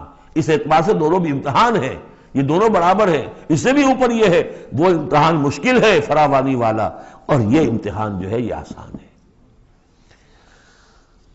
فَأَمَّا الْإِنسَانُ إِذَا مَا ابْتَلَاهُ رَبُّهُ فَأَكْرَمَهُ وَنَعَّمَهُ فَيَقُولُ رَبِّي أَكْرَمَنِ وَأَمَّا إِذَا مَا ابْتَلَاهُ فَقَدَرَ عَلَيْهِ رِزْقَهُ فَيَقُولُ رَبِّي أَهَانَنِ كَلَّا. لیکن چونکہ تمہاری ذہنیت یہ ہے، لہذا تمہارا طرز عمل کیا ہے؟ بل لا تکرمون الیتیم. تم یتیم کی عزت نہیں کرتے. ولا تحاضون علی طعام المسکین. تم مسکینوں کو، غریبوں کو کھانا کھلانے پر ایک دوسرے کو اکساتے بھی نہیں ہو. خود تو کیا کھلاؤ گے؟ اس لیے کسی اور سے اگر کہہ دیں گے تو وہ پلٹ کر کہہ دے گا تم کیوں نہیں کھلا دیتے. لہذا بہتر یہ ہے کہ خاموشی رہو. ولا تحاضون علی طعام المسکین وتأکلون التراث اکلا لما. اور تم چاہتے ہو کہ ساری وراثت اور میراث سمیٹ کر تم ہی ہڑپ کر جاؤ. اور وہ رواج وہاں پر یہ تھا، ہندوؤں میں تو اب تک بھی شاید ہے، کہ وہ بڑا بیٹا جو ہے بس وہی وارث ہے، باقی کسی کا کوئی حق ہوتا ہی نہیں. یہ تو قرآن نے دیا ہے تفصیلی قانون وراثت. باقی یہ ہے کہ جس شخص کا ہاتھ پڑ گیا، جس میں جو بڑا کوئی طاقتور ہے، وہ چھوٹے بہن بھائیوں کو کیا دیتا تھا؟ کچھ بھی نہیں. تم چاہتے ہو کہ ساری میراث تم جمع کر کے ہڑپ کر لو. وَتُحِبُّونَ الْمَالَ حُبًّا جَمًّا. اور مال سے تو تم محبت کرتے ہو ٹوٹ کر. وہ تو گویا کہ کوٹ کوٹ کر بھری ہوئی ہے تمہارے دل میں. کلا. یہ دو صورتیں اس اعتبار سے ان کو ذہن میں رکھیے کہ خاص عرب کا جو ایک معاشرہ تھا، اس کا ایک کلچر تھا، اس کی ایک ثقافت تھی، اس کی تصویر ہے جو ان دونوں صورتوں میں آ رہی ہے. ایک ان کا اپنا ثقافت کا، ان کا ماحول، غریبوں کو کھانا کھلانا، یہ ان کے ہاں سمجھا جاتا تھا اچھا کام ہے. لیکن یہ کہ جو لوگ دولت کی محبت میں مطلع ہو گئے وہ کیسے کریں گے اس کو؟ اور جو بھی وہاں پر ہو رہا تھا، زوردار جو بھی ہے طاقت والا، سب کو سمیٹ لیتا تھا. کلا اذا دکت الارض دکا دکا. اس آیت کے ترجمے دو بھائیوں نے علیحدہ کیے ہیں. دو بھائی کون؟ امام الہند شاہ ولی اللہ دہلوی کے فرزندان گرامی رحمت اللہ علیہ و رحمت اللہ علیہما. باپ پر بھی رحمت ہو اللہ کی اور دونوں بیٹوں پر بھی. یہ موضع القرآن میں شاہ عبد القادر صاحب نے ترجمہ کیا ہے، جبکہ زمین کو کوٹ کوٹ کر پست کر دیا جائے گا، ہموار کر دیا جائے گا. اذا دکت الارض دکا دکا. اور جو ان کے بھائی ہیں شاہ رفیع الدین رحمہ اللہ، وہ کہتے ہیں کہ جبکہ زمین کو ریزہ ریزہ کر دیا جائے گا. اب عربی زبان کے اندر یہ سارے احتمالات ہوں گے. میں پہلے ترجمے کو ترجیح دیتا ہوں کہ زمین کو کوٹ کوٹ کر چپٹا کر دیا جائے گا، پھیلا دیا جائے گا. وَجَاءَ رَبُّكَ وَالْمَلَكُ صَفًّا صَفًّا. سورہ حاقہ میں آپ نے پڑھا تھا کہ اس روز فَيَوْمَئِذٍ فَإِذَا انشَقَّتِ السَّمَاءُ فَكَانَتْ وَرْدَةً كَالدِّهَانِ. یہ تو ہم نے پڑھا سورہ رحمان میں. اور پھر یہ کہ وہاں پڑھا بھربھرا سا ہو جائے گا. وَالْمَلَكُ عَلَىٰ أَرْجَائِهَا. اس کے کناروں کے اوپر جو ہیں وہ فرشتے ہوں گے. وَيَحْمِلُ عَرْشَ رَبِّكَ يَوْمَئِذٍ عرش ربک فوقہم یومئذ ثمانیہ. اور 8 فرشتے اس روز اللہ کے عرش کو لے کر اتریں گے. جاء ربک والملک صفا صفا. اس سے اندازہ ہوتا ہے کہ قصہ زمین برسر زمین ہی طے ہوگا. جو ہم نے کمایا، جو گنوایا، یہی کمایا یہی گنوایا. کوئی نیکی کمائی تو یہاں اور کوئی بدی کمائی تو یہاں. یہ سارا قصہ زمین زمین ہی پر ہوگا. زمین کو پھیلایا جائے گا، مدت کھینچا جائے گا، چپٹا کر دیا جائے گا، کوٹ کوٹ کر پہاڑ چلا دیے جائیں گے، وہ ریت روئی کے گالے بن جائیں گے. نہ اس میں کہیں کوئی موڑ ہوگا، نہ اونچائی ہوگی، نہ ڈھلوان ہوگی. سورہ طٰہٰ میں ایک بار سے تو یہ ساری چیزیں کر کے پھر یہیں پر اللہ تعالیٰ کا نزول اجلال ہوگا، اس کی کوئی تجلی ہوگی جس کو لے کر کے خاص طور پر 8 فرشتے جو ہیں وہ نازل ہوں گے. وَجَاءَ رَبُّكَ وَالْمَلَكُ صَفًّا، فرشتے ہوں گے صفے باندھے ہوئے. وَجِيءَ يَوْمَئِذٍ بِجَهَنَّمَ، اور لے آئی جائے گی اس دن جہنم بھی. اور جیسا کہ میں نے عرض کیا غالباً وہ اسی زمین میں سے نکل آئے گی. یہی جو اندر موجود ہے، جو لاوا نکلتا ہے کبھی، ان تمام جو بھی یہ آتش فشاں پہاڑ ہوتے کہاں سے نکلتا ہے؟ یہ اندر ہے زمین کے. اگر اس کو کوٹ دیا جائے، اس کو کھینچا جائے تو وہی چیز ظاہر ہو جائے گی، سامنے آ جائے گی. واللہ عالم. یومئذ یتذکر الانسان وانیٰ لہ الذکریٰ، اس دن انسان کو سبق یاد آئے گا، یاد کرے گا، چیتے گا وہ انسان. یہ شاہ صاحب کا لفظ تھا، چیتے گا انسان. یاد آ جائے گا اسے کہ وہ کیا کر کے لایا تھا یہاں پہ، اور اسے پوری نصیحت حاصل ہو جائے گی. لیکن اب یہ نصیحت کس کام کی؟ یومئذ یتذکر الانسان وانیٰ لہ الذکریٰ، اب یہ کس لیے؟ اب تو اس کا کوئی فائدہ نہیں. وہ تو دنیا میں اگر تم نے دیکھا ہوتا، سوچا ہوتا، حقائق تم پر منکشف ہوتے تو فائدہ تھا. یہاں تو نہیں. یقول یا لیتنی قدمت لحیاتی، وہ کہے گا ہائے کاش میں نے اپنی زندگی کے لیے کچھ آگے بھیجا ہوتا. یہ لفظ نوٹ کیجیے، حیاتی. میری زندگی تو اصلی یہ ہے، آج معلوم ہوا مجھے. میں تو دنیا کی زندگی کو زندگی سمجھتا رہا. وہ زندگی نہیں تھی، وہ زندگی کی تمہید تھی. وہ ایک امتحانی وقفہ تھا. چھانٹی کرنے کے لیے اللہ تعالیٰ نے تمہاری بڑی طویل زندگی میں، وہ زندگی برطرز اندیشہ سود و زیاں ہے زندگی، ہے کبھی جاں اور کبھی تسلیم جاں ہے زندگی. تو اسے پیمانہ امروز و فردا سے نہ ناپ، جاویداں پہ ہم دواں ہر دم جواں ہے زندگی. اس زندگی کا تھوڑا سا حصہ کاٹ لیا موت کا وقفہ ڈال کر. یہ ہے آپ کا ٹیسٹنگ پیریڈ. خلق الموت والحیات لیبلوکم ایکم احسن عملا. تو امتحان پاس کرتے ہو اچھے مستقبل کے لیے. اس امتحان کو پاس کرنا تھا اس آخرت کے لیے. اب وہ کہے گا یقول یا لیتنی قدمت لحیاتی، کاش کہ میں نے اپنی زندگی کے لیے کچھ آگے بھیجا ہوتا. فیومئذ لا یعذب عذابہ احد، تو اس دن وہ عذاب دے گا کہ جیسا عذاب کوئی نہ دے سکے. لا یعذب عذابہ احد، اس کا سا عذاب نہ دے سکے کوئی اور. ولا یوثق وثاقہ احد، اور اس کا سا باندھنا نہ باندھ سکے کوئی اور. لیکن اسی وقت کچھ قسمت ہوں گے، کوئی خوش قسمت، جن سے کہا جائے گا یا ایتھا النفس المطمئنہ، اے نفس مطمئنہ. کون؟ جو اس زندگی میں، امتحانی زندگی میں مطمئن ہو کر اپنے رب کی بندگی میں لگا رہا، یکسوئی کے ساتھ اس کے دین کے ساتھ چمٹا رہا. مطمئن. یا ایتھا النفس المطمئنہ ارجعی الی ربک راضیۃ مرضیہ، اب لوٹ جاؤ اپنے رب کی طرف اس حال میں کہ تم اس سے راضی، وہ تم سے راضی. رضی اللہ عنہم ورضوا عنہ فادخلی فی عبادی، داخل ہو جاؤ میرے نیک بندوں میں. اولئک مع الذین انعم اللہ علیہم من النبیین والصدیقین والشہداء والصالحین. جاؤ ادھر جاؤ. وادخلی جنتی، اور داخل ہو جاؤ میری جنت میں. اللہم ربنا اجعلنا منہم. بڑی ہمت کرنی پڑے گی یہ کہنے کے لیے کہ پروردگار ہمیں ان میں شامل فرما دے. سورۃ البلد، اب یہ اس کا جوڑا ہے. بسم اللہ الرحمن الرحیم. لا اقسم بہذا البلد. یہ میں نے نہیں وضاحت کی آپ کے سامنے یہ لا اقسم کیوں ہے. لا اقسم، لا اقسم بیوم القیامہ، لا اقسم بالنفس اللوامہ، فلا اقسم بالشفق واللیل وما وسق. یہ لا جو ہے نافیہ نہیں ہے، یہ لا ہے اس معنی میں تم جو کہہ رہے ہو غلط ہے، میں قسم کھاتا ہوں قیامت کے دن کی. اسی طرح تمہارے دماغ میں جو بیٹھا ہوا غلط نہیں. جیسے کہ انگریزی میں نے، I swear by the day of judgement. لیکن ہوتا کیا ہے انگریزی میں نے کے بعد کاما لگ جاتا ہے تو آپ کو پتہ چل گیا یہ علیحدہ ہے. لیکن عربی میں یہ قومیں وغیرہ ہیں نہیں. تو لا اقسمو میں نہیں قسم کھاتا یہ نہیں ہے. نہیں قسم ہے مجھے قیامت کے دن کی. نہیں قسم ہے مجھے اس شہر کی. کون سا شہر؟ مکہ مکرمہ. کیوں؟ یہ ابھی بات میں واضح ہو جائے گی. وَأَنْتَ حِلٌّ بِهَذَا الْبَلَدِ، اور اے نبی آپ حلال کر لیے گئے ہیں اس شہر میں. اور کچھ لوگوں نے ترجمہ کیا ہے آپ کے لیے حلال ہو جائے گا یہ شہر. یعنی یہ کہ ایک وقت آئے گا کہ اس شہر میں خون ریزی کرنا آپ کے لیے اس کی اجازت ہو جائے گی. حالانکہ یہ جو ہے بلد الحرام ہے. گویا کہ فتح مکہ کے دن کچھ نہ کچھ تو وہاں پہ آخر خون ریزی ہوئی ہے، بہت کم، منیمم ہوئی تو ہے. لیکن یہ کہ میرے نزدیک وہ مفہوم نہیں. مفہوم پہلا ہے آپ کو حلال کر لیا گیا ہے. اس وقت آپ کی عزت نفس پہ حملے ہو رہے ہیں، آپ کو ستایا جا رہا ہے، آپ کو تکلیفیں دی جا رہی ہیں، آپ جھیل رہے ہیں. دیکھیے ایک تو یہ شہر ہے وادی غیر ذی زرع جس میں کچھ پیدا ہی نہیں ہوتا.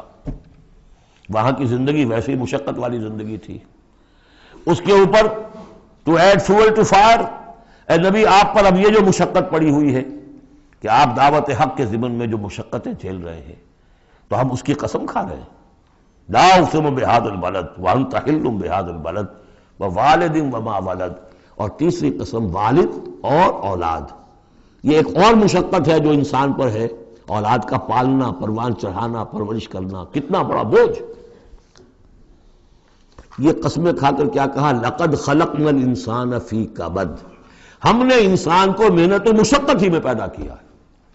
یہ گویا کہ اس کے ساتھ جوڑ لیجئے یا ایھا الانسان انک کادح الی ربک کدحا فملاقیہ. تو میں نے اس وقت بھی عرض کیا تھا غالب کے جو دو اشعار ہیں، قید حیات و بند غم اصل میں دونوں ایک ہیں. بہت سے پہلے آدمی غم سے نجات پائے کیوں؟ مشقت تو یہاں ہر ایک کے لیے، محنت ہے، مشقت ہے، تکلیف ہے، مسائل ہیں، پریشانیاں ہیں، کوفت ہے، ہر شخص کے لیے. بس ذرا سا فرق ہے، کوئی ایئر کنڈیشن کمرے میں بیٹھا ہوا ہے لیکن چین نہیں ہے. ایئر کنڈیشن کمروں کے اندر مخملی گندیلوں پر نیند نہیں آ رہی ہے. کوئی شخص ہے کہ جس کو مشقت جو ہے جسمانی ہے، کسی کی مشقت جو ہے وہ نفسیاتی ہے. مشقت ہے. لقد خلقنا الانسان فی کبد، یہاں کوئی بھی اس کبد سے، اس مشقت سے مستثنا نہیں ہے. قید حیات و بند غم اصل میں دونوں ایک ہیں. موت سے پہلے آدمی غم سے نجات پائے کیوں؟ لیکن وہاں سورہ انشقاق میں اس سے اگلا مرحلہ ہے کہ ہم تو گھبرا کے یہ کہتے ہیں کہ مر جائیں گے، مر کے بھی چین نہ پایا تو کدھر جائیں گے، مرنے کے بعد پھر کھڑے ہونا ہے اللہ کے حضور میں جا کر. فملاقی یا ایھا الانسان انک کادح الی ربک کدحا فملاقیہ فاما من اوتی کتابہ بیمینہ. اب یہ وہاں پر مسئلہ ہو جائے گا. تو انسان کے لیے مشقت اور محنت جو ہے یہ اس کا مقدر ہے. ووالد وما ولد لقد خلقنا الانسان فی کبد ایحسب ان لن یقدر علیہ احد. اس محنت و مشقت میں جو انسان پڑے ہوئے ان کے تمرد کا حال دیکھو. ابو جہل کو دیکھو اکڑا ہوا ہے. اگر ان کے لیے دنیا میں آسانیاں ہوتی تو یہ کیا کرتے، کیا ستم ڈھاتے، کیا بغاوتیں کرتے. کیا انسان یہ سمجھتا ہے کہ اس کے اوپر کوئی قابو نہیں پائے گا؟ یقول اہلکت مالا لبدا، یہ اب ان کا کلچر ہے. بڑے فخر سے کہتا ہے میں نے تو بڑا ڈھیروں مال جو ہے شیخی مارتا ہے، میں نے ہلاک کر دیا، میں نے کھانے کھلائے، غریبوں کو کھلائے. یہ بھی ان کی مسابقت رہتی تھی ان میں جو لوگ تھے. اب ابو جہل کا بھی قول یہی ہے نا. جب اس سے پوچھا گیا کہ کیا تمہارے خیال میں محمد جھوٹے ہیں صلی اللہ علیہ وسلم، انہوں نے کہا نہیں ان کا بھی جھوٹ نہیں بولا. پھر تم کیوں نہیں ان پر ایمان لاتے؟ کہ بھائی بات یہ ہے ہمارا ان کا مقابلہ تھا، بنو ہاشم کا اور ہمارے خاندان کا. انہوں نے کھانے کھلائے، ہم نے ان سے بڑھ کر کھلائے. انہوں نے اور خدمت کی، حجاج کی، ہم نے ان سے بڑھ کر کی. ابھی تک تو ہم کندھے سے کندھا جوڑے چلے آ رہے ہیں. اب اگر ہم ان کی نبوت مان لیں تو ہم تو ہمیشہ کے لیے غلام ہو جائیں گے. یہ صورت مجھے گوارا نہیں. Give the devil his due، اس نے بالکل صحیح بات کہہ دی. جھوٹا میں نہیں سمجھتا محمد کو صلی اللہ علیہ وسلم. کتنا اخلاقی روب تھا حضور کا اس پر، وہ ہم پڑھ لیں گے آگے چل کر جب سورہ علق ہم پڑھیں گے، وہ بعد میں اسی وقت کے لیے موضوع ہے. تو وہ شیخی مارتے تھے میں نے اتنا مال ہلاک کر دیا، اتنا خرچ کیا، اتنا غریبوں میں لٹایا. ایحسب ان لم یرہ احد، کیا اس کا گمان ہے اسے کسی نے دیکھا نہیں ہے؟ اگر تو واقع تم اس نے نیکی کی تھی تو جس کے لیے نیکی کی تھی اس نے تو دیکھ لیا ہے، بیان کیوں کر رہا ہے؟ اگر اللہ کو راضی کرنے کے لیے کوئی کیا تھا تو اس کے تو علم میں ہے۔ الم نجعل لہ عینین، کیا ہم نے اس کو دو آنکھیں نہیں دی، ولسانم وشفتین، اور زبان دی اور دو ہونٹ دیے، وہدیناہ النجدین، اور ہم نے اس کو راہ دکھلا دی دو گھاٹیوں کی، دو گھاٹیوں کی ہدایت دے دی۔ اس میں عام رائے تو یہ ہے کہ اس سے مراد ہے نیکی اور بدی، لیکن یہ کہ مجھے اس رائے سے زیادہ اتفاق ہے جن کے خیال میں اس سے مراد ہیں ماں کی دو چھاتیاں، ابھار ہوتے ہیں، نجدین اس کو کہتے ہیں جو چیز ابھری ہوئی ہو۔ یہ جبلی ہدایت ہے جو بچہ لے کر آیا ہے۔ کس نے پڑھایا اس کو؟ کس نے یہ سکھایا ہے اس کو کہ جاؤ چوسو اور تمہارے اندر دودھ آ جائے گا، تمہیں جو ہے غذا مل جائے گی؟ یہ ہدایت ہے اللہ کی، وہ میں نے عرض کیا تھا جبلی ہدایت، الذی خلق فسوی والذی قدر فہدی، یہ ہدایت تو وہ لے کے آیا بچہ، اسے معلوم ہے میری غذا کہاں ہے، اس کی ماں میں، اس کے منہ میں جاتا ہے ماں کا دودھ اور وہ اس کو چوستا ہے اور پیتا ہے، کہیں سے سیکھ کر آیا ہے، کوئی ٹریننگ اس کو دی گئی ہے۔ وَهَدَيْنَاهُ النَّجْدَيْنِ، بہرحال دونوں معنی آپ ذہن میں رکھیے۔ فَلَقْتَحَمَ الْعَقَبَةَ، لیکن وہ گھاٹی کو عبور نہ کر سکا۔ گھاٹی کون سی ہے بھائی؟ وَمَا أَدْرَاكَ مَا الْعَقَبَةُ، جانتے ہو وہ گھاٹی کون سی ہے؟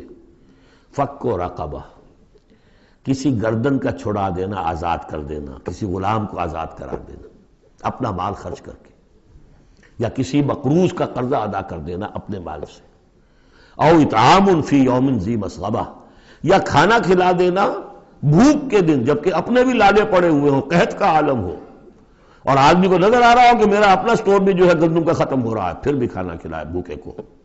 یتیمن ذا مقربۃ، اس یتیم کو کہ جو قرابت دار بھی ہے، بھتیجا ہے، بھانجا ہے، او مسکینن ذا متربہ، یا وہ محتاج جو مٹی میں رل رہا ہے۔ ثم کان من الذین آمنوا وتواصوا بالصبر وتواصوا بالمرحمہ۔ دیکھیے یہ ہے وہ فلسفہ جو سورہ حدید میں آیا تھا، اب اچھی طرح سمجھ لیجئے۔ اس میں سے انسان کا اس گھاٹی میں سے نکل جائے گا تو آگے رستہ صاف ہے۔ وہ اصل جو بریک لگا ہوا ہے وہ مال کی محبت کا ہے، اس کو کھولو گے پھر گاڑی چلاؤ، چلے گی گاڑی۔ جس کے دل میں یہ مال کی محبت ہے، جو مال کو خرچ نہیں کر سکتا کسی بھی ضرورت مند کے اوپر، کسی ادائے حقوق کے اندر، اب وہ شخص جو ہے وہ تو گویا کہ اس گھاٹی سے نکلا ہی نہیں۔ اسے ایمان کی کہاں نعمت میسر آئے گی، ایمان لے بھی آئے گا اس حال میں تو منافق ہوگا۔ سمجھ رہے میری بات کو؟ اگر یہ گند دل میں سے نکلا نہیں، پاک نہیں ہوا، تو ایمان لے بھی آئے گا کسی وجہ سے تو منافق بنے گا، مومن تو نہیں بن سکتا صحیح معنی میں۔ اس گندگی کو دور کرو، جیسا کہ ہم نے وہاں پڑھا تھا، اعلموا ان اللہ یحیی الارض بعد موتہا قد بینا لکم الآیات لعلکم تعقلون ان المصدقین والمصدقات واقرضوا اللہ قرضا حسنا یضاعف لهم ولهم اجر کریم والذین آمنوا باللہ ورسلہ، یہ منزل طے کر کے اگر ایمان لایا ہے انسان تو اولئک هم الصدیقون والشہداء، وہ ان کے مراتب عالیہ کھلے ہوئے ہیں، ادھر جاؤ یا ادھر جاؤ اپنی استاد طبع اور مزاج کے مطابق۔ یہاں بھی وہی ہے، پہلے یہ کام کیے ہوں فلقتحم العقبہ، اگر اس گھاٹی کو عبور کر لے، اور گھاٹی کون سی ہے؟ فک رقبۃ او اطعام فی یوم ذی مسغبۃ یتیما ذا مقربۃ او مسکینا ذا متربہ ثم کان من الذین آمنوا وتواصوا بالصبر وتواصوا بالمرحمہ۔ زمین کے اندر سے یہ گند آپ نے نکال دیا، شورینی زمین کے اندر جو بھی تھا اس کو صاف کر کے اب بیج ڈالیے ایمان کا، ثم، یہ زمین تیار ہو گئی ہے، اب بیج ڈالیے۔ ثم کان من الذین آمنوا، پھر ہوا وہ ان لوگوں میں شامل کہ جو ایمان لائے اور تواصوا بالصبر وتواصوا بالمرحمہ۔ یہ وہ مضمون یہاں آ گیا ہے، والعصر ان الانسان لفی خسر الا الذین آمنوا وعملوا الصالحات وتواصوا بالحق وتواصوا بالصبر۔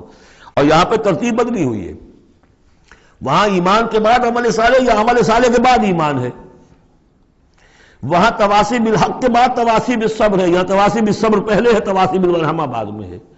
تو اس میں تقابل سے بہت سے جو حقائق ہیں وہ کھلتے ہیں، اب وقت تیزی سے ختم ہو رہا ہے۔ ثم کان من الذین آمنوا وتواصوا بالصبر وتواصوا بالمرحمہ، اگر اس گھاٹی کو عبور کر کے آدمی آئے اور پھر وہ ایمان لانے والوں میں شامل ہو تو پھر اس کا معاملہ اولئک هم الصدیقون والشہداء عند ربہم اولئک اصحاب المیمنہ، یہ ہوں گے میمنہ والے، داہنے والے۔ وہ داہنے والا ہم پڑھ چکے ہیں سورہ واقعہ میں بھی، فاصحاب الیمین ما اصحاب الیمین واصحاب الشمال ما اصحاب الشمال فالسابقون السابقون کنتم ازواجا ثلاثا، تین گروہوں میں تم تقسیم ہو جاؤ گے۔ پھر یہ بھی ہو سکتا ہے ان کو جو اعمال نامے دیے جائیں گے داہنے ہاتھ میں دیے جائیں گے، ان کو جو اعمال نامے تھمائے جائیں گے وہ بائیں ہاتھ میں تھمائے جائیں گے۔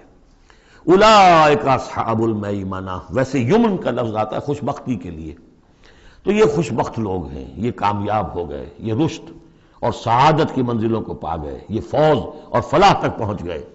والذین کفروا بآیاتنا، اور جو لوگ ہماری آیات کا انکار کریں گے، ہم اصحاب المشأمہ، وہ ہوں گے کم بختی والے، وہ ہوں گے شومی قسمت، وہ ہم نے جو وہاں پہ پڑھا تھا، یہ مشأمہ جو ہے تو یہ ہوں گے کم بختی والے۔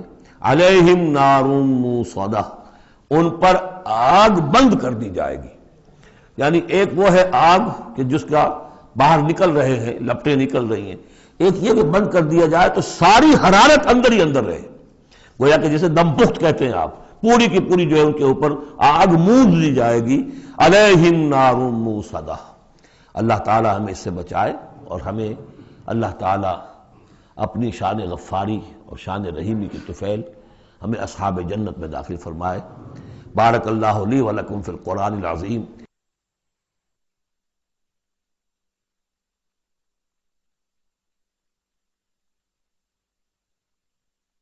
صدق اللہ العظیم۔